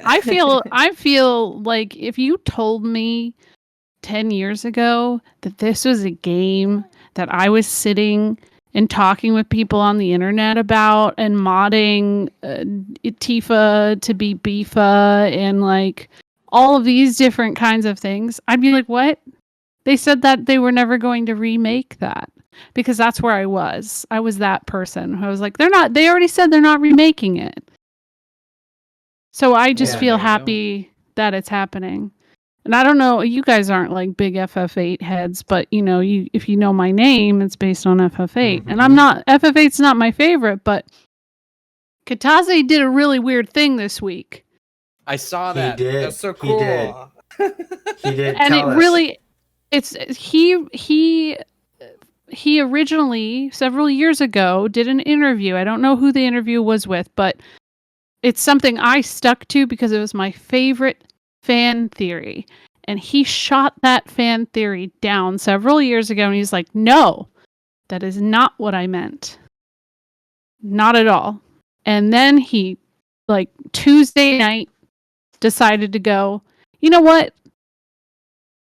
The three of us were writing different things with different intentions. I may not have meant that, but that doesn't mean that Nomura or Nojima didn't mean that. And to me, that means I think they're sitting down and talking about it. Okay. And I think that's they're probably seeing, well, look at this. Look at all of the spicy conversations that people can have, and I think it's like a very Game of Thrones effect. Like I was one of those people who was really into Game of Thrones. So was I Nojima, by the way. Yeah, I believe that. Yeah. I could believe that. It's just and there was such a hype behind when the show wasn't on, people theory crafting, and I really think that they picked up on that and they were like, look at what's happening. And I think they do certain things because they know, okay, this is a cliffhanger. This is going to make people go, and they keep doing it, and I think they do a great job of it. It pisses me off because I see people think that they know what's going to happen. But if they do that with FF8, I used to be, no, don't remake it. I'm kind of in the, you know what? That one kind of really needs a rewrite a little bit. I wouldn't be opposed to it. I would play it. I would absolutely play a remake of 8 if they did it. I'm actually kind of, and to your sort of point, and both of your points, Mm-hmm. is that with Final Fantasy VII remake, Oh no, I lost it. I lost the thought. What were we saying? No, somebody said that We'll edit everyone this out in hated the post. ending of Game of Thrones. They did, and I think that there's a very large chance that a lot of people are not going to like how all 3 parts end. No matter what, pretty fair. there's going to be people who have spent, the past however many years it takes to get to that final game, theory crafting, having grand ideas. I was one of those people, and that's why I'm not letting myself get disappointed this time. I'm not getting stuck on anything. I'm not getting stuck to a canon. I'm not getting any of that, because I was one of those Game of Thrones people who was like, there's going to be all this crazy stuff that happens, and I was like really into it, but that was the fun part of the journey. Was like Right. all of this, like, ooh, what's gonna happen? What are they doing? And I mean, like, if you don't like that kind of thing, then obviously don't play it. But I don't know. I think it's created a really interesting phenomena here. Like, I don't think this kind of thing could have thrived a few years ago. People just sitting around and talking about Final Fantasy VII theories. I think it's just so neat. I think that's what you're describing is literally how like a Sleepezi channel exists. Yeah. It's because the conversation of this defining our actually existence, pushed. Yeah, it pushed me also to talk about the game. So like this just generate this friction of conversation about like what is happening drove me so up the wall that I like made a video about it and continue to make content on it. And to that same point, that's definitely a part of both the sort of conversation of Final Fantasy VII Remake, and also to the same point that you're saying about with Final Fantasy VIII, with the creators all having slightly maybe different intentions of writing something. That's also something, I don't know if we've talked about that before, but if you go back and read some of the original interviews for like Final Fantasy VII, you do kind of pick up on the fact that there are people with different ideas about like Zack as a character, like what that means to them, and how they see it and how they speak about it. It feels like, and this is how I feel playing any sort of like RPG that sort of captures like the imagination of players so well, is that it's both tangible and completely your imagination and open to interpretation at the same time. Is that it sort of has that expansive feeling, but also is just tangible for just a moment, just to get to the next plot point. And that's sort of how Final Fantasy VII feels to me. Is that there are just like a lot of ideas happening all at once that, yes, do get explained and there's a story there, but like the world, like, and the way that the live stream works and all of these things are so much larger than life. Trying to capture them all and define them so clearly would, in certain people's opinions, and I'm imagining a lot of people who are fans of the OG mainly agree with this, is that like defining those things does not necessarily make a better story. But I also think that even though Final Fantasy VII Remake feels like there's like a lot of controversy and to like its plot points and what it's introducing, and maybe they were just trying to stir the pot a little bit. I'm sure that there's an aspect of that, like that they were aware of, but it also kind of captures that same feeling to me. Is that sort of like larger, expansive story that's happening, and we just don't know what is around the corner. And to that the original questions point, I'm also torn, but I also don't care what they do as desperately to like know what the answer of this question is. Aerith living or dying, I'm totally willing to see whatever interpretation they come up with, because I do know that it's going to be like the sort of low point, right? The low point of the story. A lot of like really like intense things are probably going to happen. It's going to be way clearer to me as soon as the game starts what direction they're going to be leaning on. But for right now, it just feels so like, and the way that it was intended, I think clearly, is to feel uncertain about it. And I'm comfortable there because that seems new and exciting, and I get to speculate with some people online like you just said, about like this thing, and it's super fun to think of the consequences of either, or like what would be cool about the other. Super fun.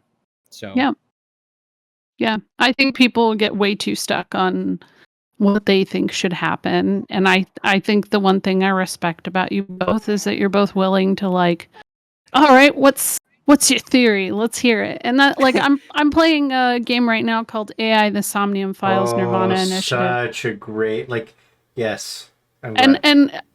So the first game I just played like a month ago, and my favorite thing is that, you know, there were a couple people in my chat who hadn't played it either, and they were just like chatting with me. Like we were thinking about it off stream. We're like, oh my, what do we think is happening? And we're doing it again with this part 2 essentially.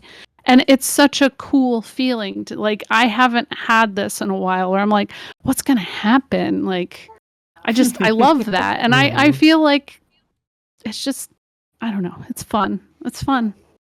It's the most exciting thing to happen to, like, oh man, we don't have a game for like another year, but like in that year we just get to talk about how cool this could like all turned out to be. We'll get little trickles of stuff from Ever Crisis, and we'll get little trickles of stuff. Maybe, I mean, do you think that Crisis Core is going to have a little bit of a here's a hint. Something?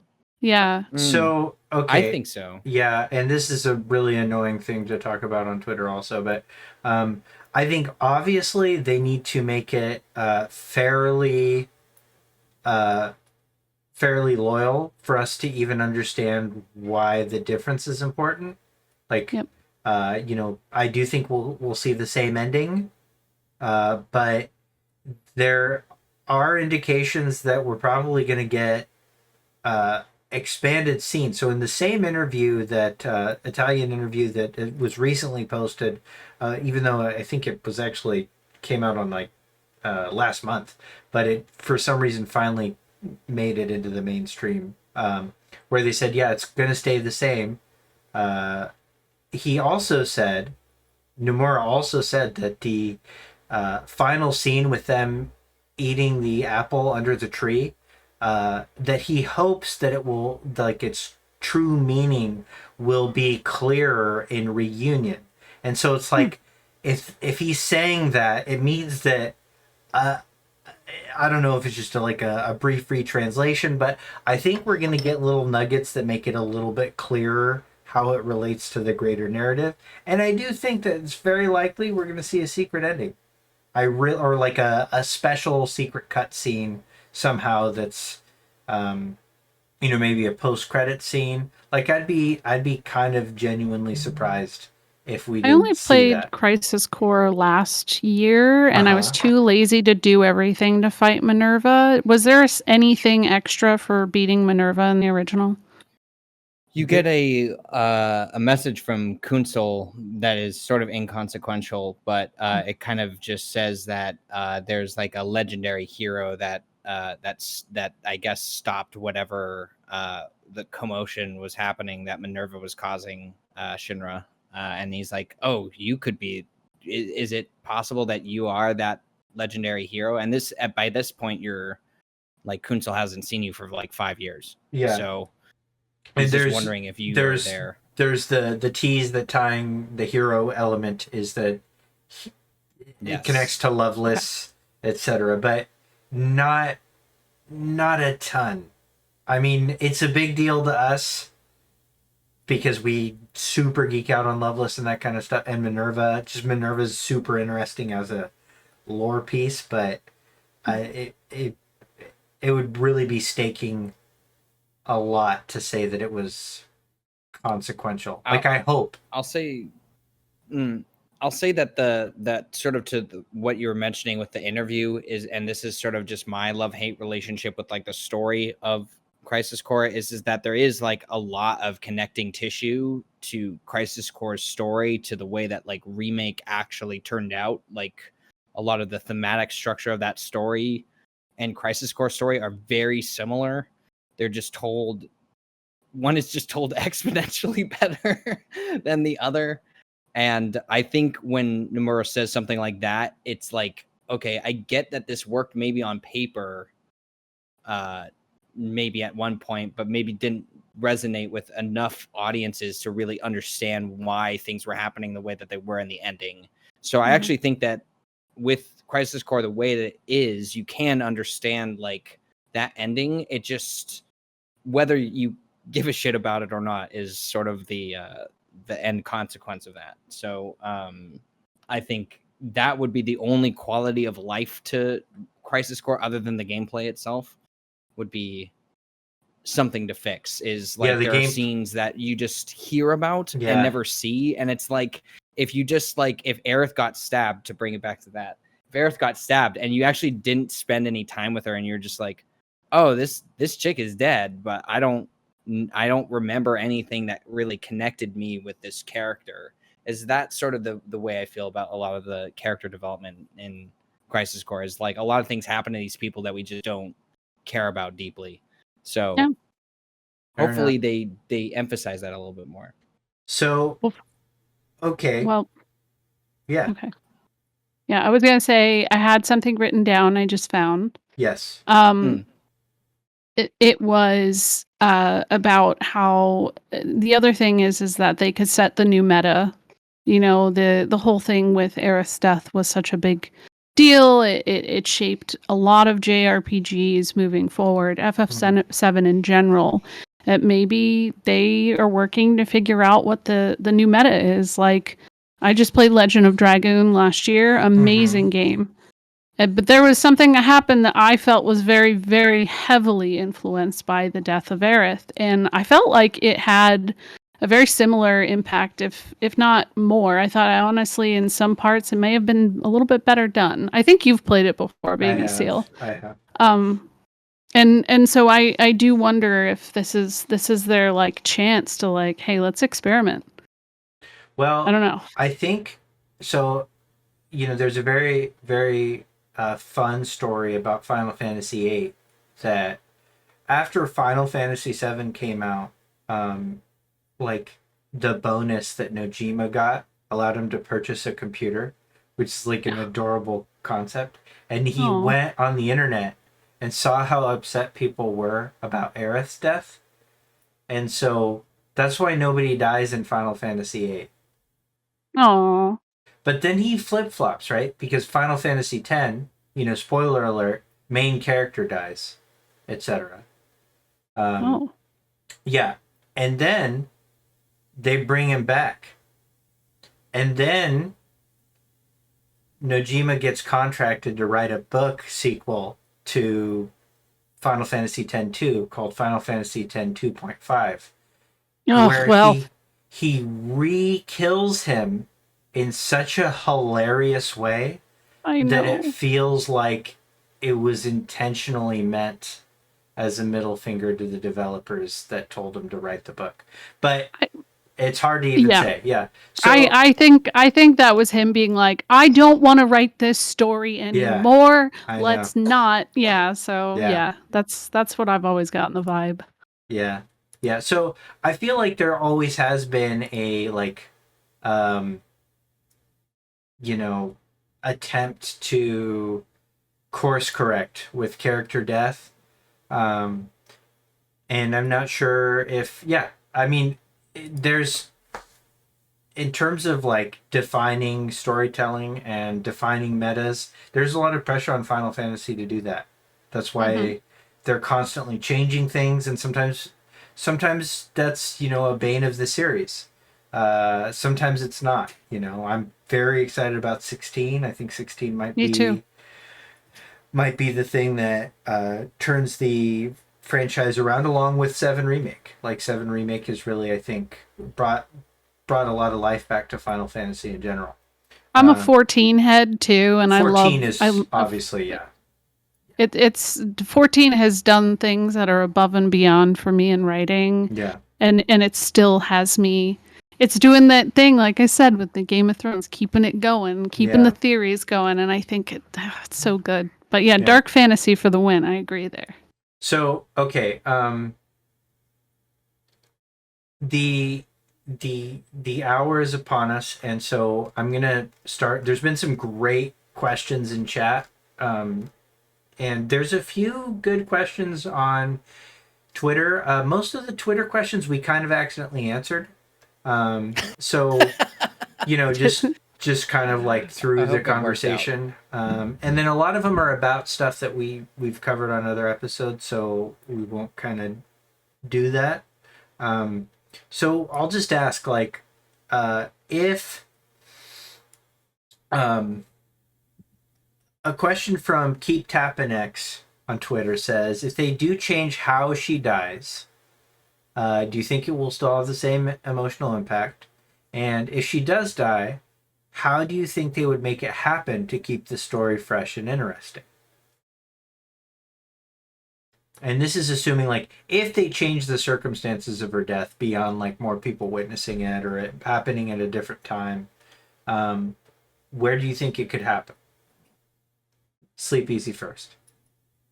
So I personally think this is the one part of my OG I can't unstick this memory thing from my head, is her dying in a different place to me seems it's like the place and how it happens are so tied together for me that I actually can't unsee the water altar. The entire scenario of that is almost perfect.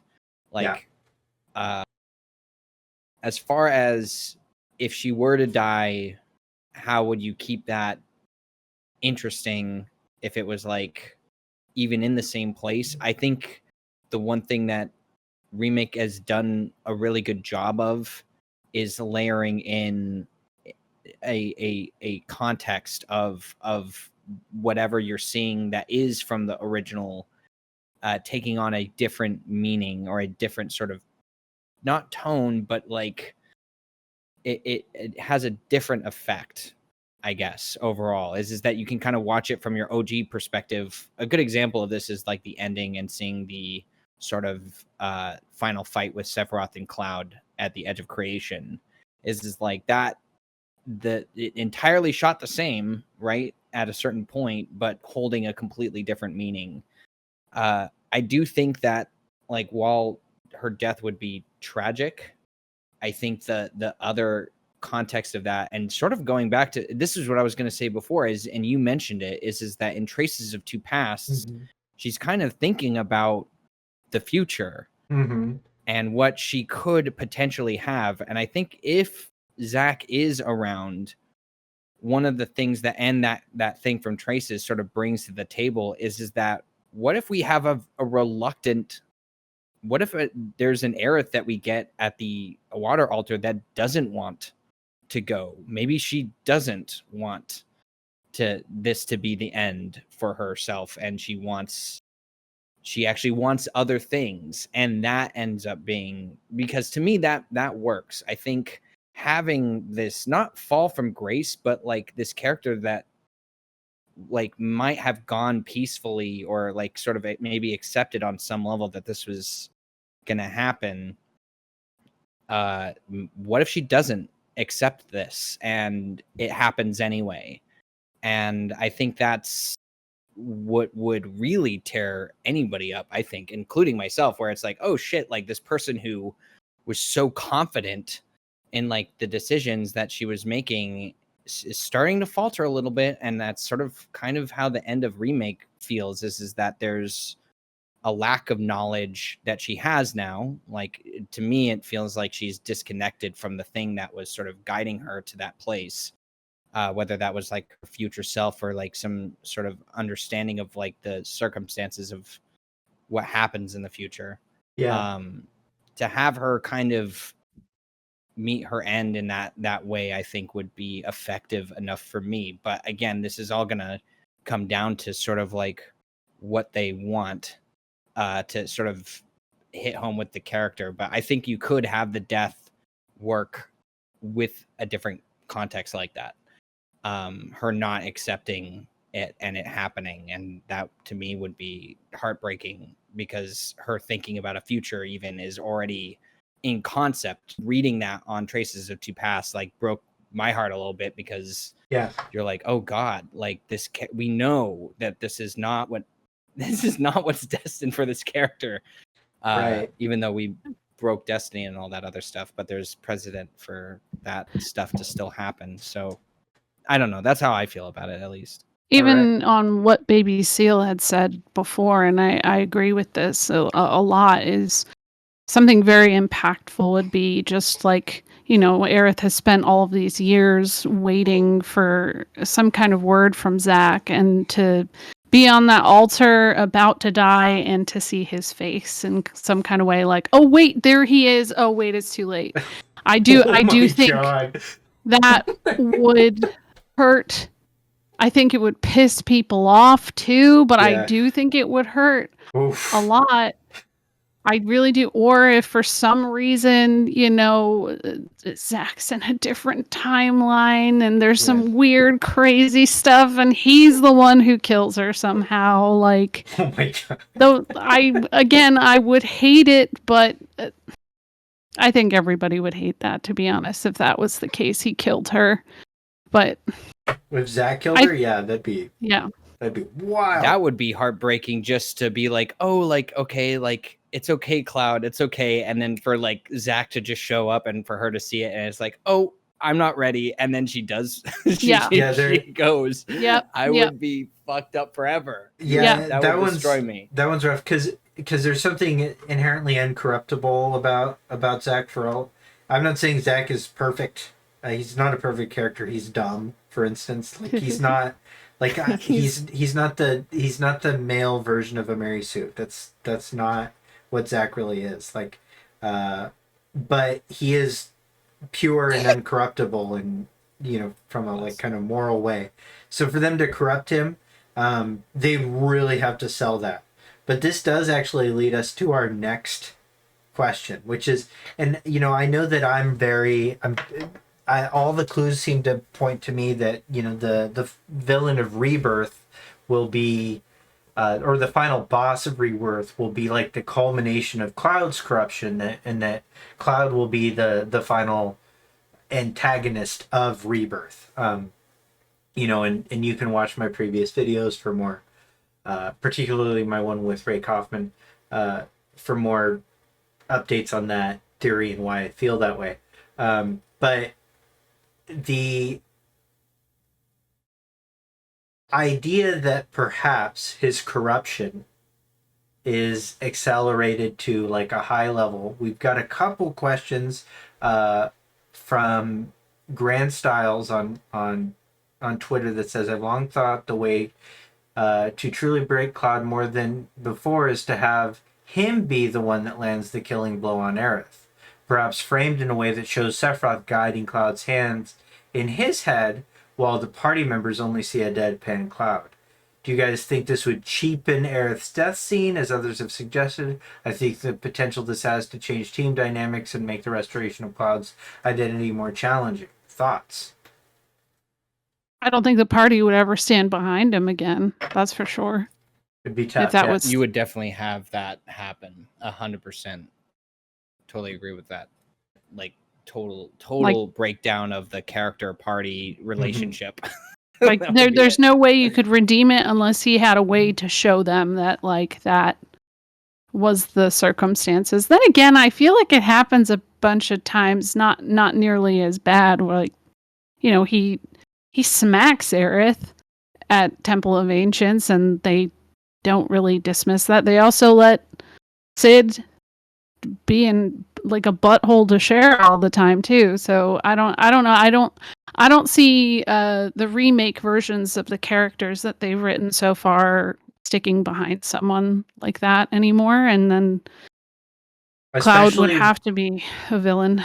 Especially with the books too. Like the books really whereas you could sort of argue with OG characterization sort of that like Tifa would stand by it, but in Traces of Two Past, like Tifa is shown to be much stronger, and kind of more ability, have more ability to kind of think on her own, and I don't think that she would stand behind that. The only character that I could think of that could rally the party to even forgive Cloud, or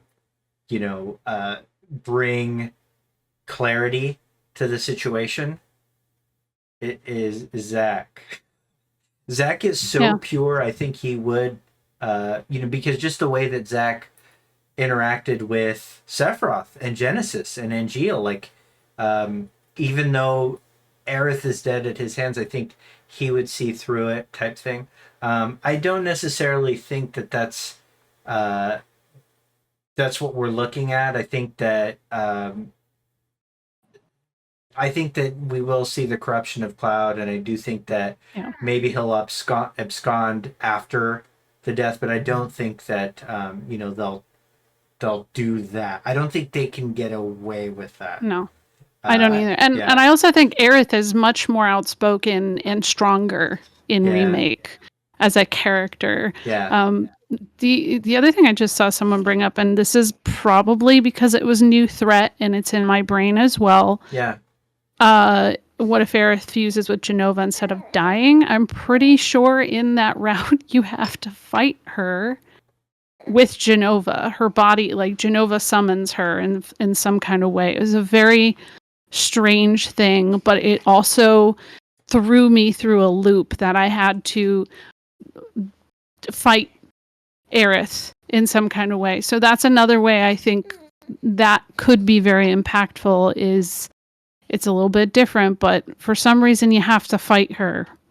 I don't know what would lead to that, but There was that weird 4chan leak. Remember where like she fuses with Shut up. Minerva, and Yeah, oh shut yeah, yeah, No.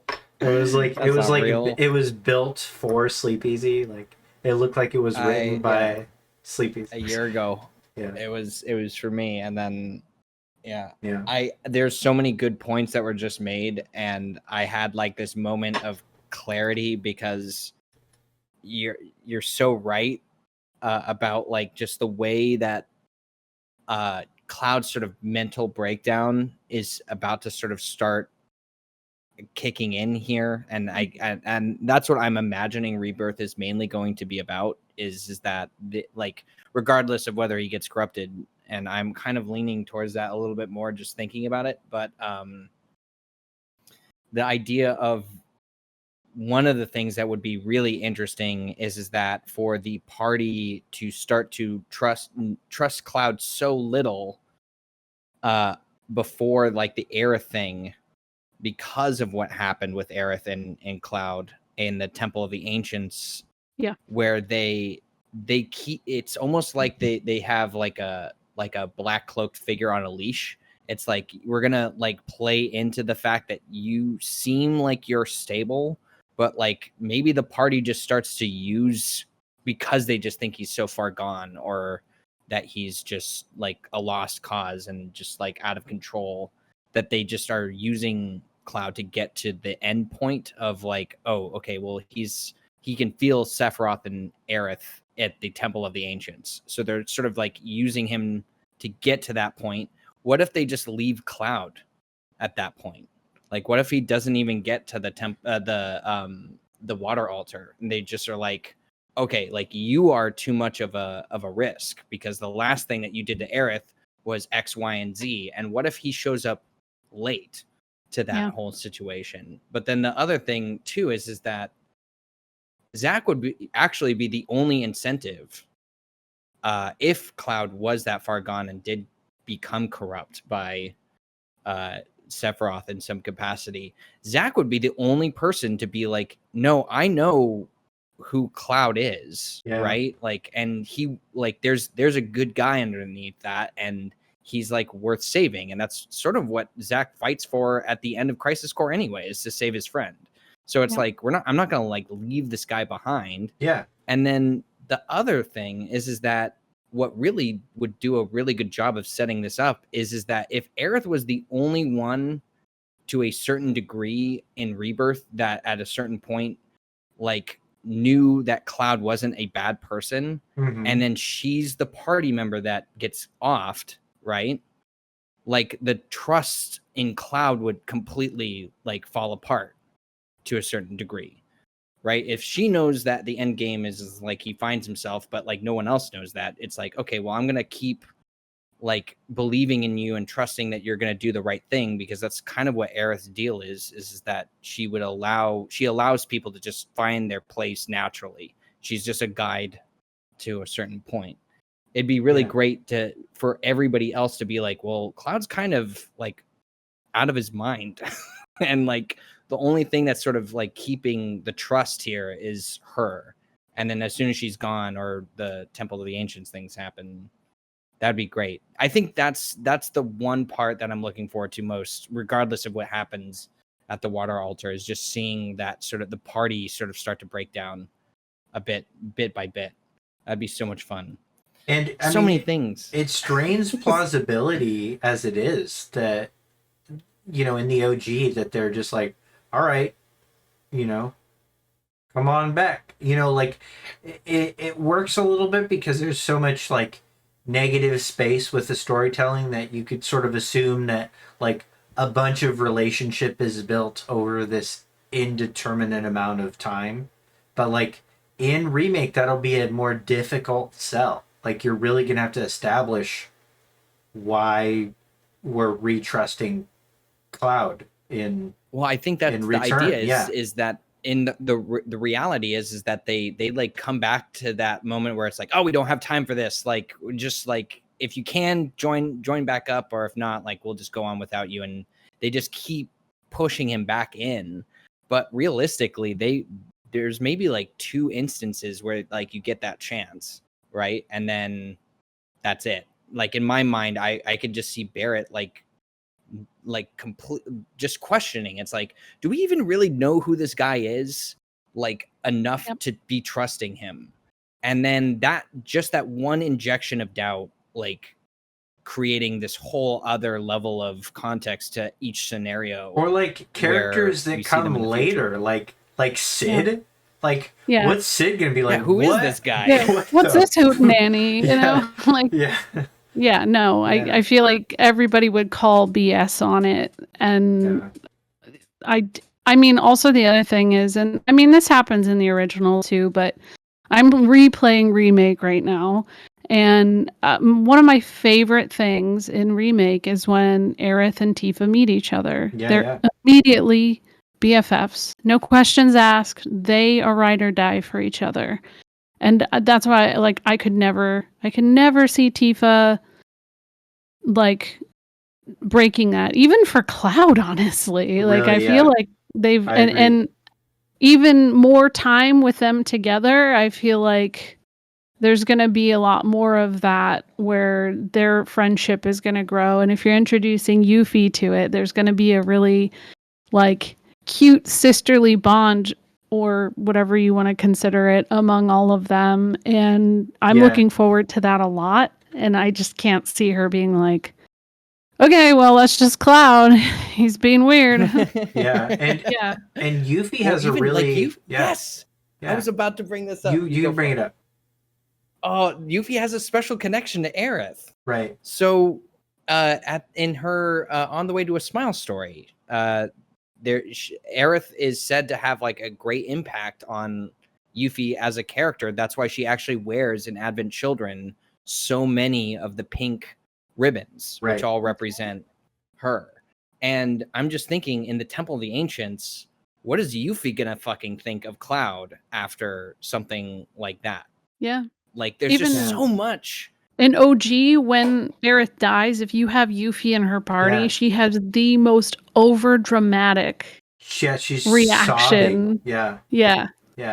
So gosh darn it, like there's just too much that Rebirth can just do by default, that like just to what already exists on paper to make all of this so good. And we're not even we're kind of talking about Aerith, but we're just talking about Rebirth and just being like, this game is gonna be so sick. That just made me wonder, who would you want in your party if you knew it was going to be the death of her? I think that's something that Remake will have over the OG, is that every party Mm. member will be present for the cutscene that she dies. Oh, Everyone's makes gonna be sense. there. It would be linear, like as hell, and just have literally the most beautifully written thing for everybody to say at Oh, the right gosh. time. And I Break my can't heart. take that. Okay. Vincent though, Vincent and Yuffie I'd probably have in the party if I Yeah, had to Vincent has choose. an interesting reaction too.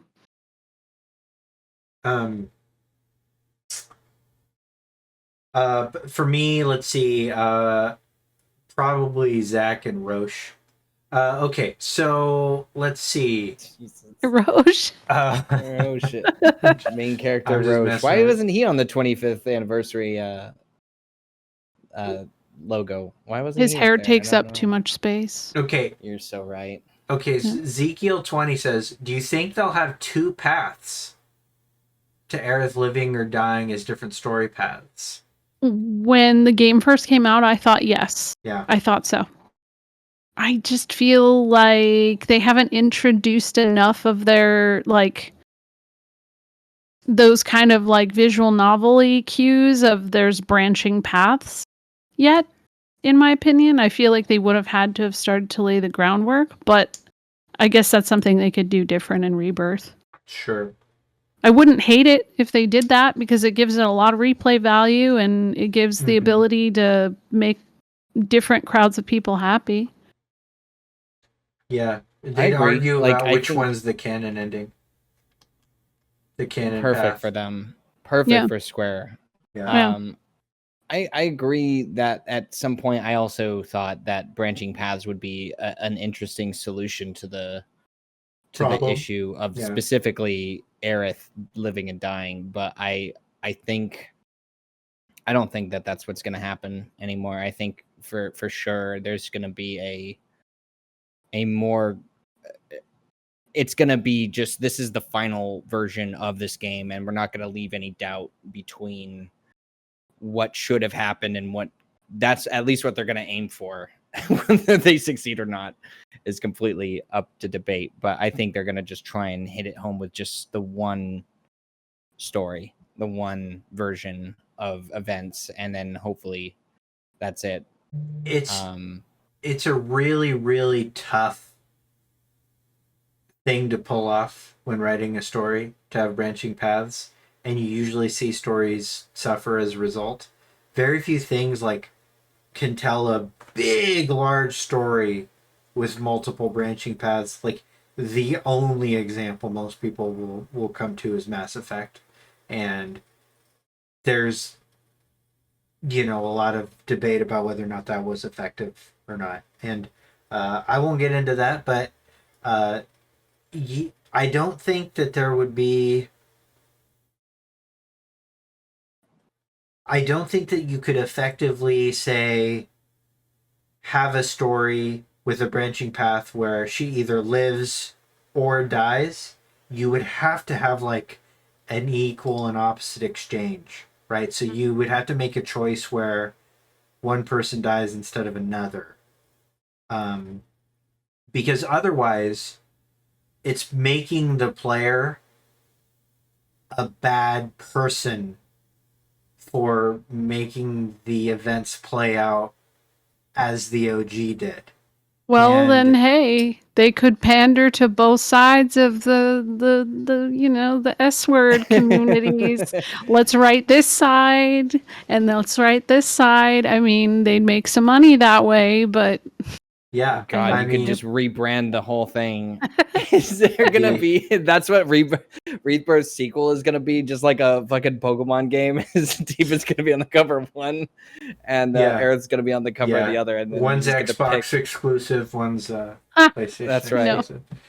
yeah. This is Yeah. perfect. I think this works. Okay. Yeah. So to answer the question, I don't think so. No. Ezekiel 20, but man, if they were able to stick that landing, that would be a meta. That's for sure. Subtext asks, it really seems that OG Aerith made appearances in Remake, first in Chapter 14 resolution scene, and in Chapter 17 as the person Aerith quotes when saying, "Follow them, the yellow flowers." do you all agree with that? And do you think we'll see more of OG Lifestream Aerith? I actually I agree with like a portion of what you're saying, which is that in the resolution scene we're seeing a version of Aerith that's closer to the future. Um, and then in terms of chapter 17, I do think the person that's maybe informing chapter 17 Aerith about the yellow flowers is Aerith that's closer to the memory of the future. I do not think that there is a distinction between OG Aerith and the Aerith in Remake. I don't think there's two Aeriths. I think it's just Aerith and the Aerith that's responding to a changing future. You know, and that the agent of future change is probably Sephiroth, personally. But I could be wrong on that. What do you guys think? I never thought too much in depth about that one. I didn't. I mean, yeah. Yeah, that's fine. I don't know. Yeah. Sleepezi has thoughts. I do have thoughts, and I am look very Sleepezi. deep in thought right now. Yes. I was just thinking to myself that I pretty much agree with the way that Clark sees it, which is it's like a connection being made briefly to sort of like it's just like the same way that Cloud gets his sort of visions of this thing happening. Maybe it was clearer to Aerith. And that's something that I think has changed in terms of like my opinion is that over time is that what now is clear after years after or a year after Remake has been out is that it seems like Aerith knows so much more at a certain point in the game and then loses that over time. So I think she has this connection and the connection continues to dwindle to a point where it just is no longer exists. I don't think that there are two different Aeriths. It's just an Aerith sort of receiving this sort of channel of memories from, yes, sort of a future moment in time. Whether that's her or not, it almost to me it doesn't matter, I guess, is sort of the way that I see it. Yeah, is that there her is this getting semantic, that information is what matters. Yeah, Yeah. it's the fact that she gets the information and the fact that she forgets after what happens. That matters to me. Okay. Yeah. Okay. That's so Cosmic says, imagine the planet responding directly because of Aerith's death. The planet may be so angry, becoming a threat to humanity, producing something harmful as a retribution. Aerith is the last being the planet cares about.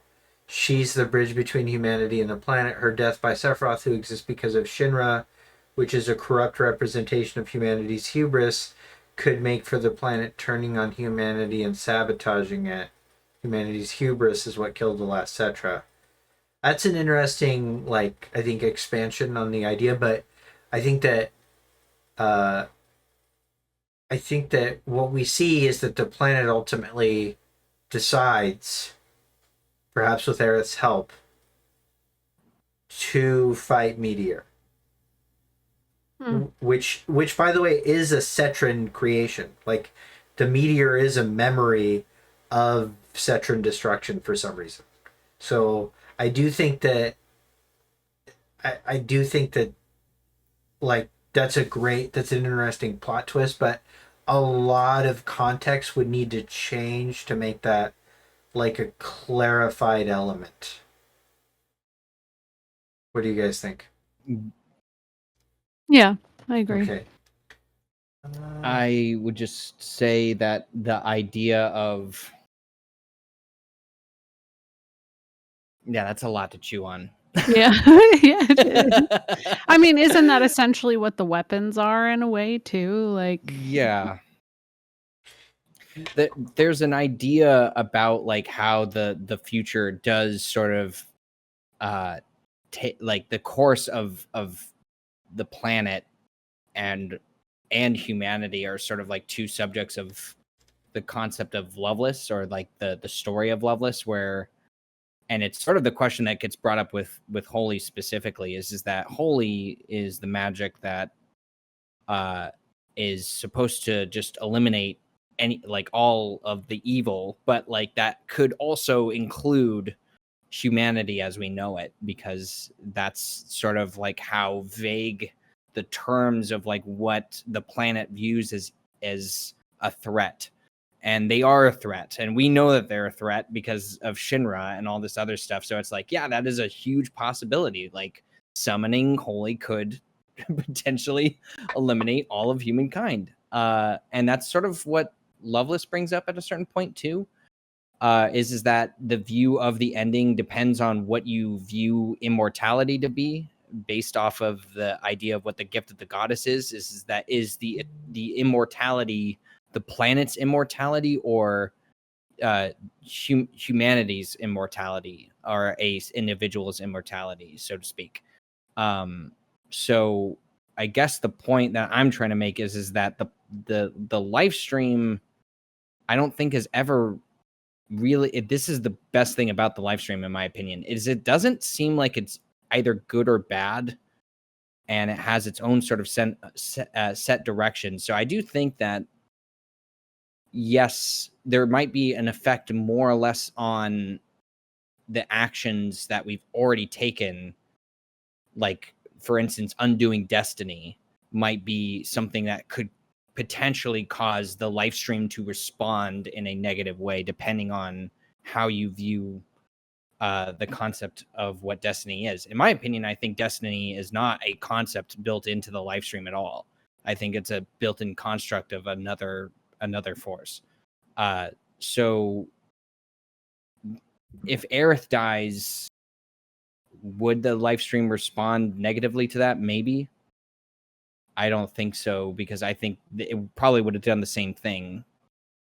I think the only reason that, I don't think that her death is consequential to the planet. Probably would have reacted with even Ifalna, because wasn't she full blood, etc. And it's like, this is the collective unconscious of the of the entire history of life on the planet. I don't think it's much of a, shall I say, overreactor.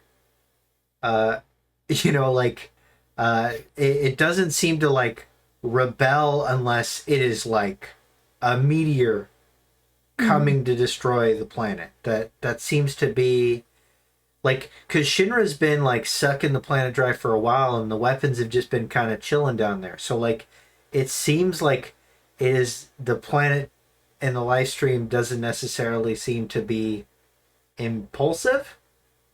That doesn't really match its, it's mood. Both good, again, both and good and bad, because there's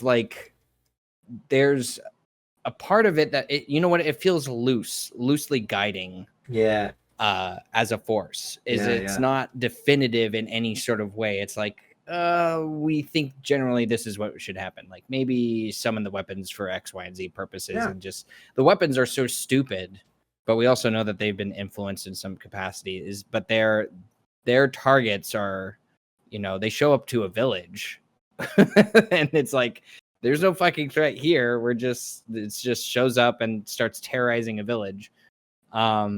So just, I don't know, maybe having that sort of reaction would be more clarifying. And maybe they just adding that clarification might actually help define it a little bit better for like an audience. I don't know. Yeah. Okay. Interesting question though. And then two more questions, and then we're gonna have ourselves a final time and call it. And this will be available on YouTube. And if you're watching on YouTube and you haven't liked and subscribed yet, consider doing that. Thank you. Okay. Another question from Subtext. As mentioned throughout, there is a lack of finality to deaths in Final Fantasy VII, particularly with both Aerith and Sephiroth. If they kill her again, Will both her death and presumably Sephiroth's eventual death actually be final this time?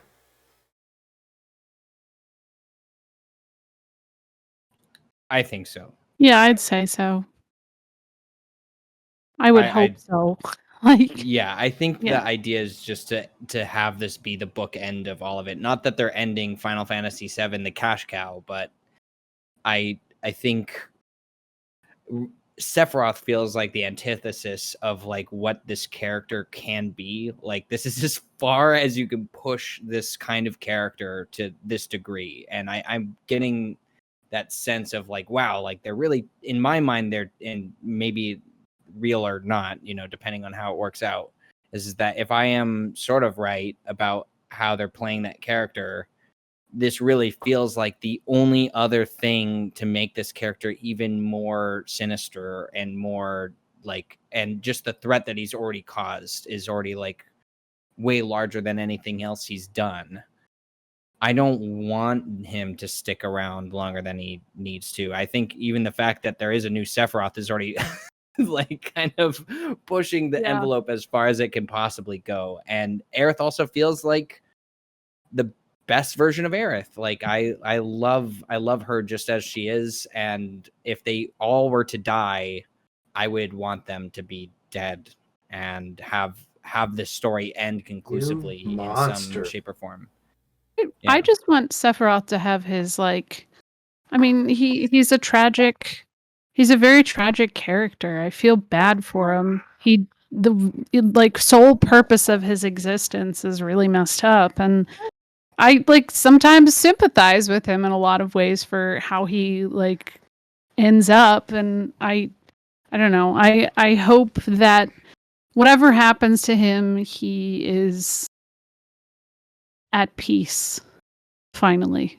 Yeah, I think that there will be that sort. I don't think, and it's like a Homelander situation for anybody who like gets that is that mhm. it's just like this guy is so far gone, Mm-hmm. and like so removed from his humanity because of the way that he was sort of even in like inceptioned, and like it's it's messed up, and it makes you feel like this character was just sort of like doomed from the start.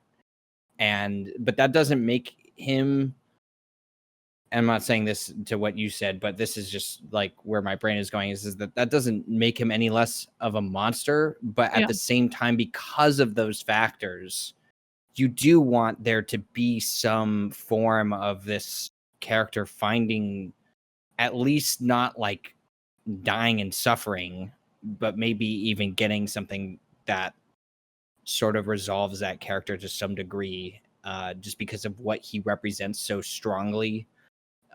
Maybe finding some form of resolution would be a way to sort of say something about what that character means to Final Fantasy VII, and sort of capping that off to a degree. And also that would also make it less of a reason to revisit him in the future, which would be Yeah. nice. Because there So. was always, for me, in his story, just so many things that I'm like, well, if only he knew that. He read all of these things, and like, I guess, yeah, he's so far beyond because obviously his time in the live stream and everything like that. I'm sure he knows just about everything he can, but like before the light switch went off, Mhm. there's Yeah. so many things that I'm like, if only he knew. The light switch would have went off towards Shinra, not everything. But I mean, I Right. don't know. It's You're kind of right it is in that sense. it's really it's a hard one because I, especially because like I'm burnout on shonen and stuff Yeah. like that. I like there's a part of me that really doesn't want a redemption arc for Sephiroth because like I'm not a fan of the weather in Troplahoma, but the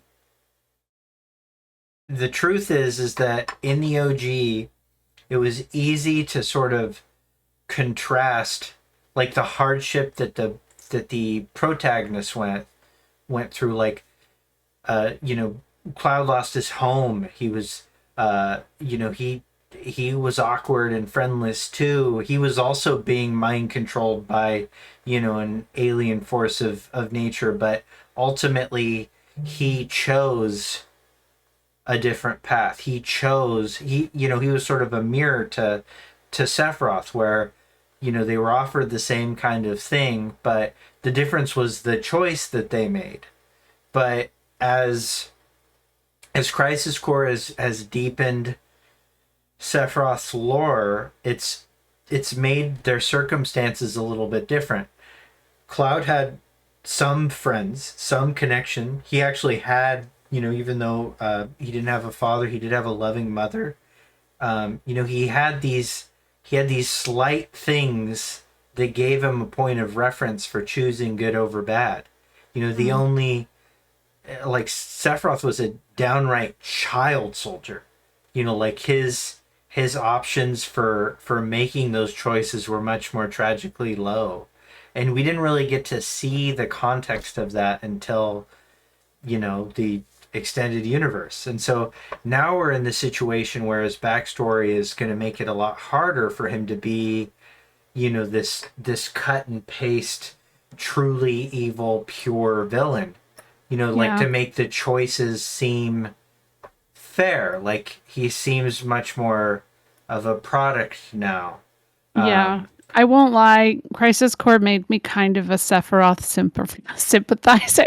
It's A hard. little bit, just a little bit. It's hard not to, because like he has those two his only friends are also like child soldiers that had like a little bit better circumstances than he did. Like, they grew up in a town, like Yeah. that's about it. And Hojo wasn't near them, Right. so it's like Kind of in that same vein, Yeah. with the Sephiroth thing, as a sympathetic view, is that somebody, I just was looking at this on Twitter. I don't know who put this image up, and I was kind of like, oh yeah, that's a scene that I just totally forgot about. Is that right before the Nibelheim incident, Sephiroth's like, hey, just so you know, Zack, like, depending on how like this whole thing plays out with like this next mission, which I think there's some like hint that Genesis is going to show up or something.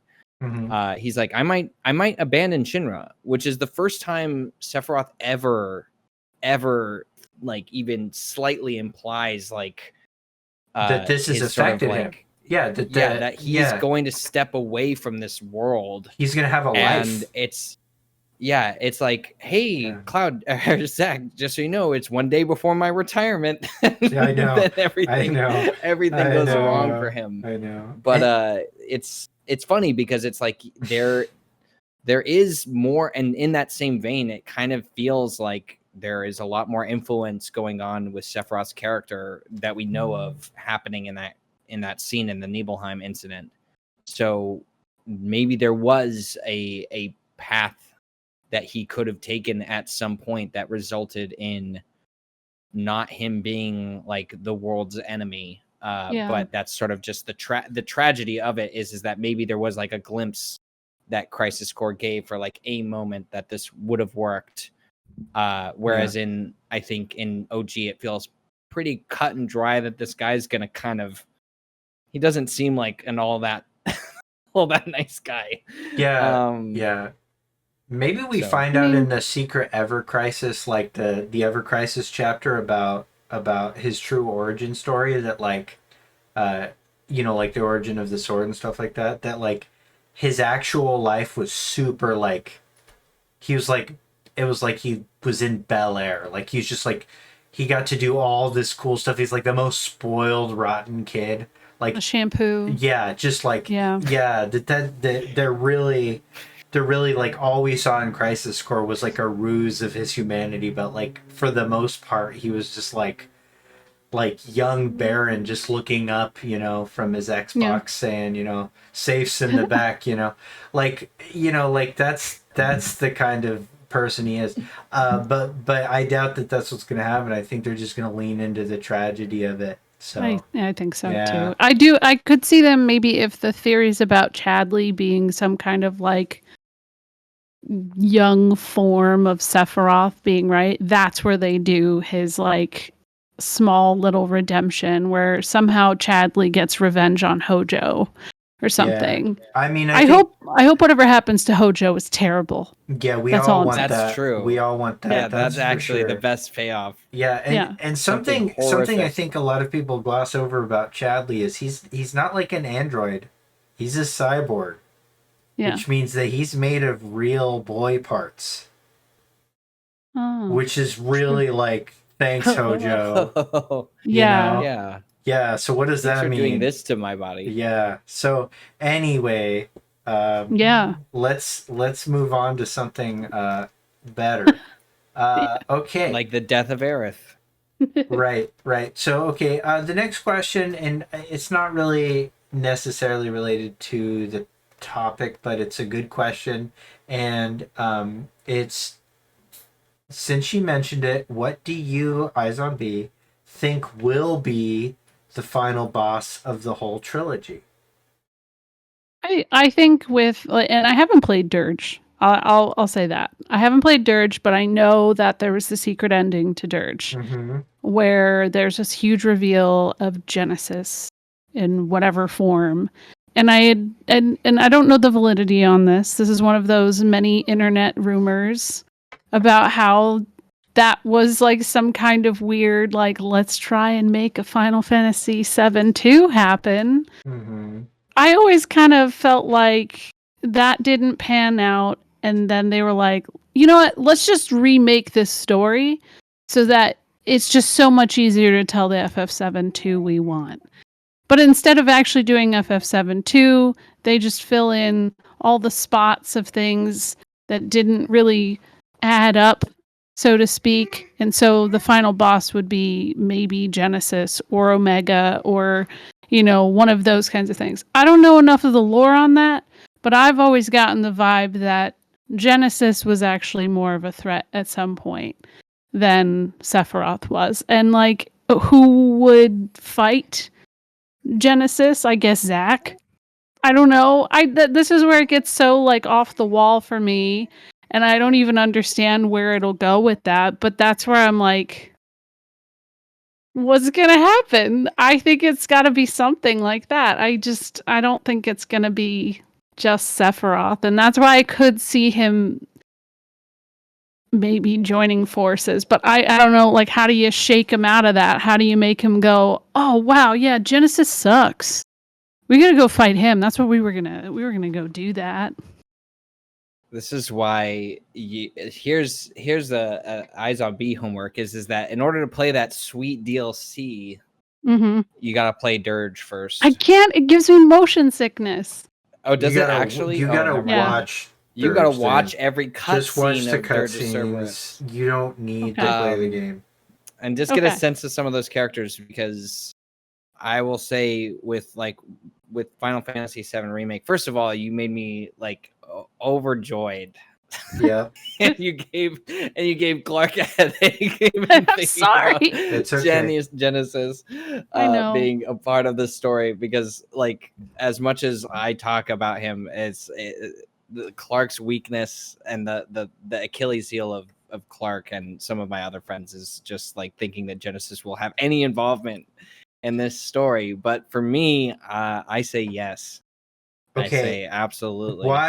Why would Genesis be antagonistic to the party? Well, that's why we gotta. This is why we gotta break it down, because B was saying that she might not know the lore of this. Is that the reason why Genesis shows up in that cavern? Is that he is sort of given place of, I guess, upon himself, because he's so driven at the end of Crisis Core. He's like, I want like to essentially redeem myself. Like, I've lost my soldier honor, and I feel like I've lost it, and now I need to like sort of find it again. And the Lifestream, which is essentially Minerva at the end of Crisis Core, is like, okay, well, you want to go do that.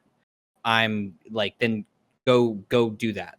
Like, I'm giving you this opportunity to do this thing. Right. And so he comes back to the world, and he's no longer dying, which is sort of the whole thing that he's been trying to avoid. And then he gets taken after Zack bounces after like eating an apple in front of him. he gets taken to deep ground, which It is a sounds big like a Dirge of fanfic. Cerberus thing. I know it, and this is this is why Clark's head starts to spin a little bit. Is that it is totally fan fiction. A deep ground is like underneath Midgar, and there's like Yeah. a bunch of soldiers there, and he's like, hey, like the guy who runs it is like, hey, Genesis, why don't you come be with us? And then he's like, no, I'm good. I'm gonna go farther underneath Midgar and chill in a bubble until like I don't know, however many years later, like 2 years later, which is where the Dirge of Cerberus cutscene comes out. Point of this all is to say is that the way that Genesis sees his role is he's actually going to now protect the planet.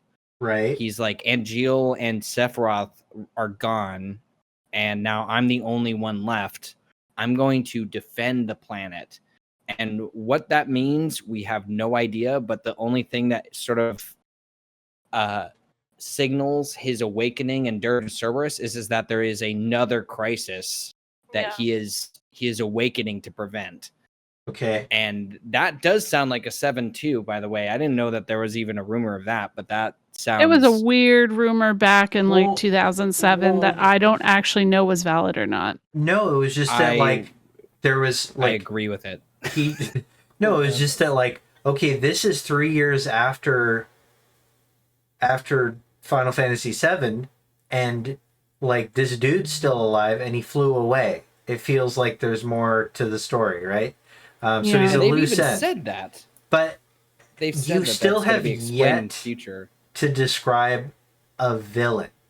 Okay, what is What does Genesis do wrong? Like, what villainy does Genesis do?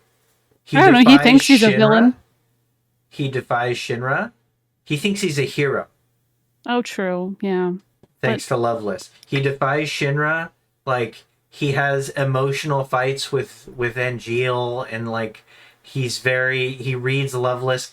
He does nothing villainous. So it doesn't make sense for him to be antagonistic. His villainy is sort of in the form of him sort of wishing for everybody to return to the Lifestream at the end of the game. I think that's where he becomes a little antagonistic. Yeah, just I a can little see bit. It's kind of like every single villain in all of the compilation sort of deal of villainy, even though he thinks what he's doing is right and his mind is kind of gone and whatever. Right. He doesn't burn down any here's towns. What's gonna happen. He doesn't kill anybody's mom. He doesn't do any of that shit. Here's what's gonna happen. It's gonna be a Dirge of Cerberus situation, and it's gonna be Genesis's head and Angeal's head and Sephiroth all mashed into a Cerberus, and that's why you get the summon. That's how you get the Cerberus, summon into 7. Yeah. And then it's full circle. No, the end of the Final Fantasy VII Remake compilation, whatever you want to call it, is whatever the final boss, a monster at the end of the FF7 All Barrett's mod is. It's terrifying. Is it Oh, it's Barrett. It's Barrett. It's Barrett. It's many Barretts. Yeah. It's so many Barretts. It's a nightmare creature, I'll tell you that much. Yeah.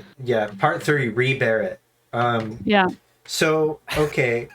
I mean, just to tack onto that, like, so I personally, like, how I think we'll see, like, I think Sephiroth will be the villain of Part 3. I don't think he'll be the villain of Part 2.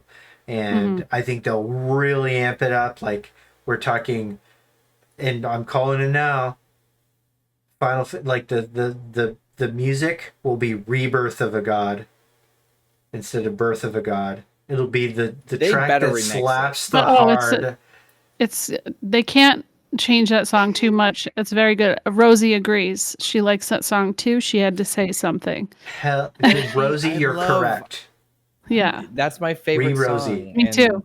Everyone's make the fight longer. Make the fight longer so that we can actually hear the song for more than like a minute and a half.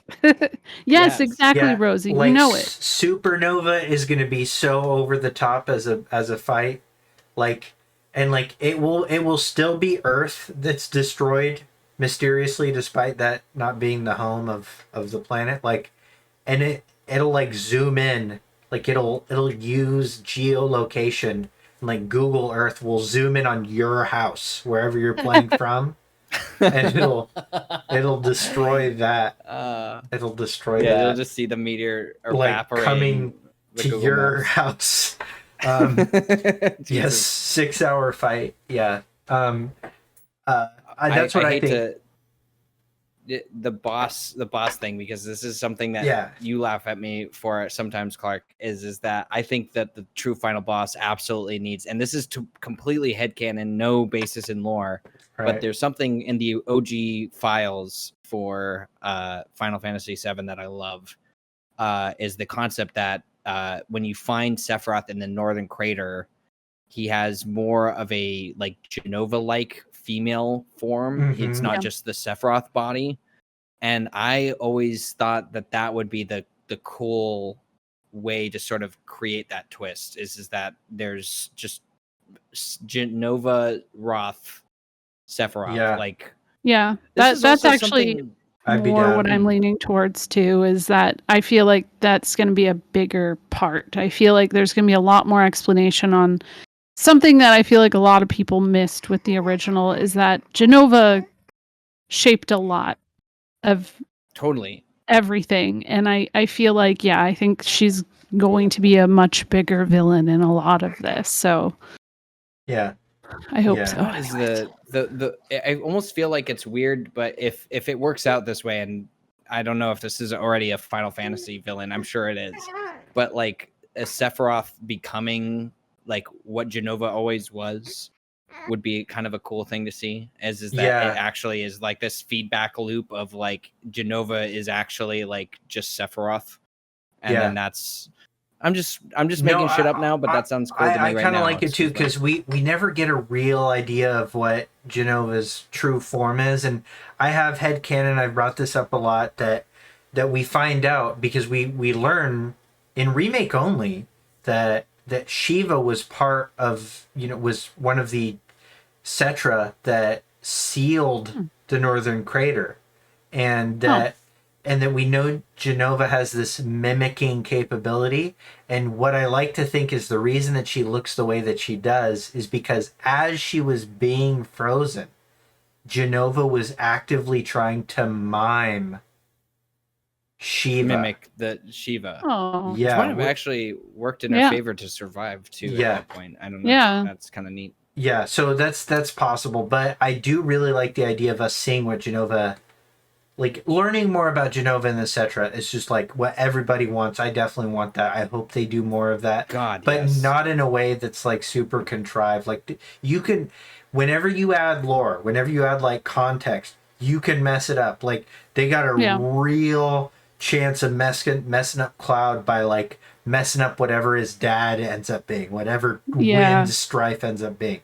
But that's a whole other thing. We could do an episode on Wind Strife. That's and the other thing with Genova is another theory I had seen I really liked, is that she essentially is like Omega Weapon in a sense that Yeah. travels the different planets Mhm. and tries to Yes. work into destroying them. Mhm. And that's another reason I had mentioned Omega Weapon Right. being like the final, but like that seems more likely to be a side boss as it normally would be. Yeah. I agree. That would be a really cool way to, you know what, like as a way of like integrating parts of, if that is ultimately what happens, is Mhm. that I would do like sort of a diabolical creation thing, which Mhm. is hint at a character, which by the way is a DLC thing. I'm sorry, I totally just like missed the ball Spoiler. on that. It's a boss that harkens back to Before Crisis character. Yeah. And it's like, oh well, why not create, like, if you're making like a safer Sephiroth ending, why not incorporate aspects of Omega Weapon design into maybe like either a part of like the Rebirth Sephiroth or safer Sephiroth or something, just like as a hint of something. Or maybe even of the Genova final form, the synthesis form or something. I don't know. Like there's so many like just fun ways that you can incorporate that larger lore without like just coming out and being like, this is the Omega Genova or something like that. Something maybe too on the nose. Yeah. But it would be fun either Yeah. way. Yeah. Square, I'm okay with you getting wild, Yep. even if it's at the detriment of everybody else's childhood. Just bring back Yeah. that theme, and I don't care. Yep, that's right. I'm so with you. I don't Yep. care when it happens. It just needs to be the sickest song in the game. That's Yeah. all we're asking. I mean, Very small. even if it plays during the cloud fight at the end of Rebirth, I'm okay Yeah. with it. Play during the credits of the game and have no presence. It could play in the during game whatsoever. Aerith's death.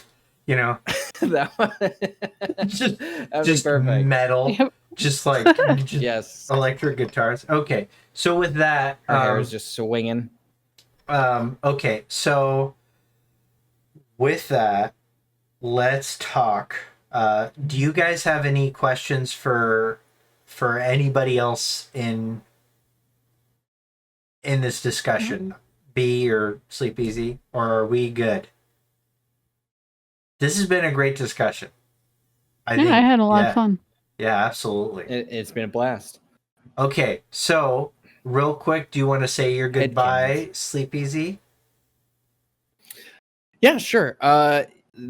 Thanks everybody. I had a great time just having this discussion, and I always am very thankful for Schrodinger's for letting me be on, because I get to talk to all these people. I'm also just really happy that I got to finally talk to Eyesonbee, because I'm a super fan of her, and if anybody hasn't already checked out her Twitch channel, they absolutely should. I have nothing else to plug other than Eyesonbee for this wrap up discussion. One of the most, I mean, yeah, one of my favorite Twitch partners by far to watch. Just supremely watchable. And Yes.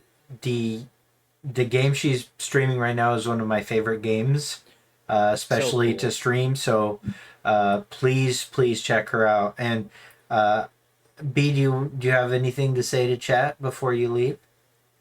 Yeah, I just wanted to say, yeah, Clippy is a really big FF7 fanatic, but Clippy is an even bigger Evilise fan. So Ooh. just keep that in mind. Ooh. Like, if you like Evilise, I don't shut up about it a lot. Also, my child also really likes Evilise, apparently. That's But awesome. yeah, no. I appreciate you guys having me on. I know I go on tangents, but that's what I do. And yeah, I'm playing FF7 right now, the remake modded by my community. Nice. And they just, every time I stream, it's new mods. Sometimes when I go on break, a new mod, my husband comes in and switches them. And it's been a journey, I'll say that much. That sounds amazing. It's I've seen some of it. It's so good. Yeah. Yes. It's amazingly entertaining. And a good way to just, if you guys haven't played or watched Remake, just a playthrough of the game, it's hilarious. The context of Zack and a nipple piercing is going to be all too well known to you. Yes. If you just go and check that out. Master Chief, President Shinra. Yes, Yeah. That was so sick. I didn't even know that was a thing until I saw it. I was like, wow. Yeah. Thomas the Train as the yes. Can't go wrong with this the dark, soulless eyes. This was amazing. Yeah. Oh, Reno and Rude. Oh yeah. Mm-hmm.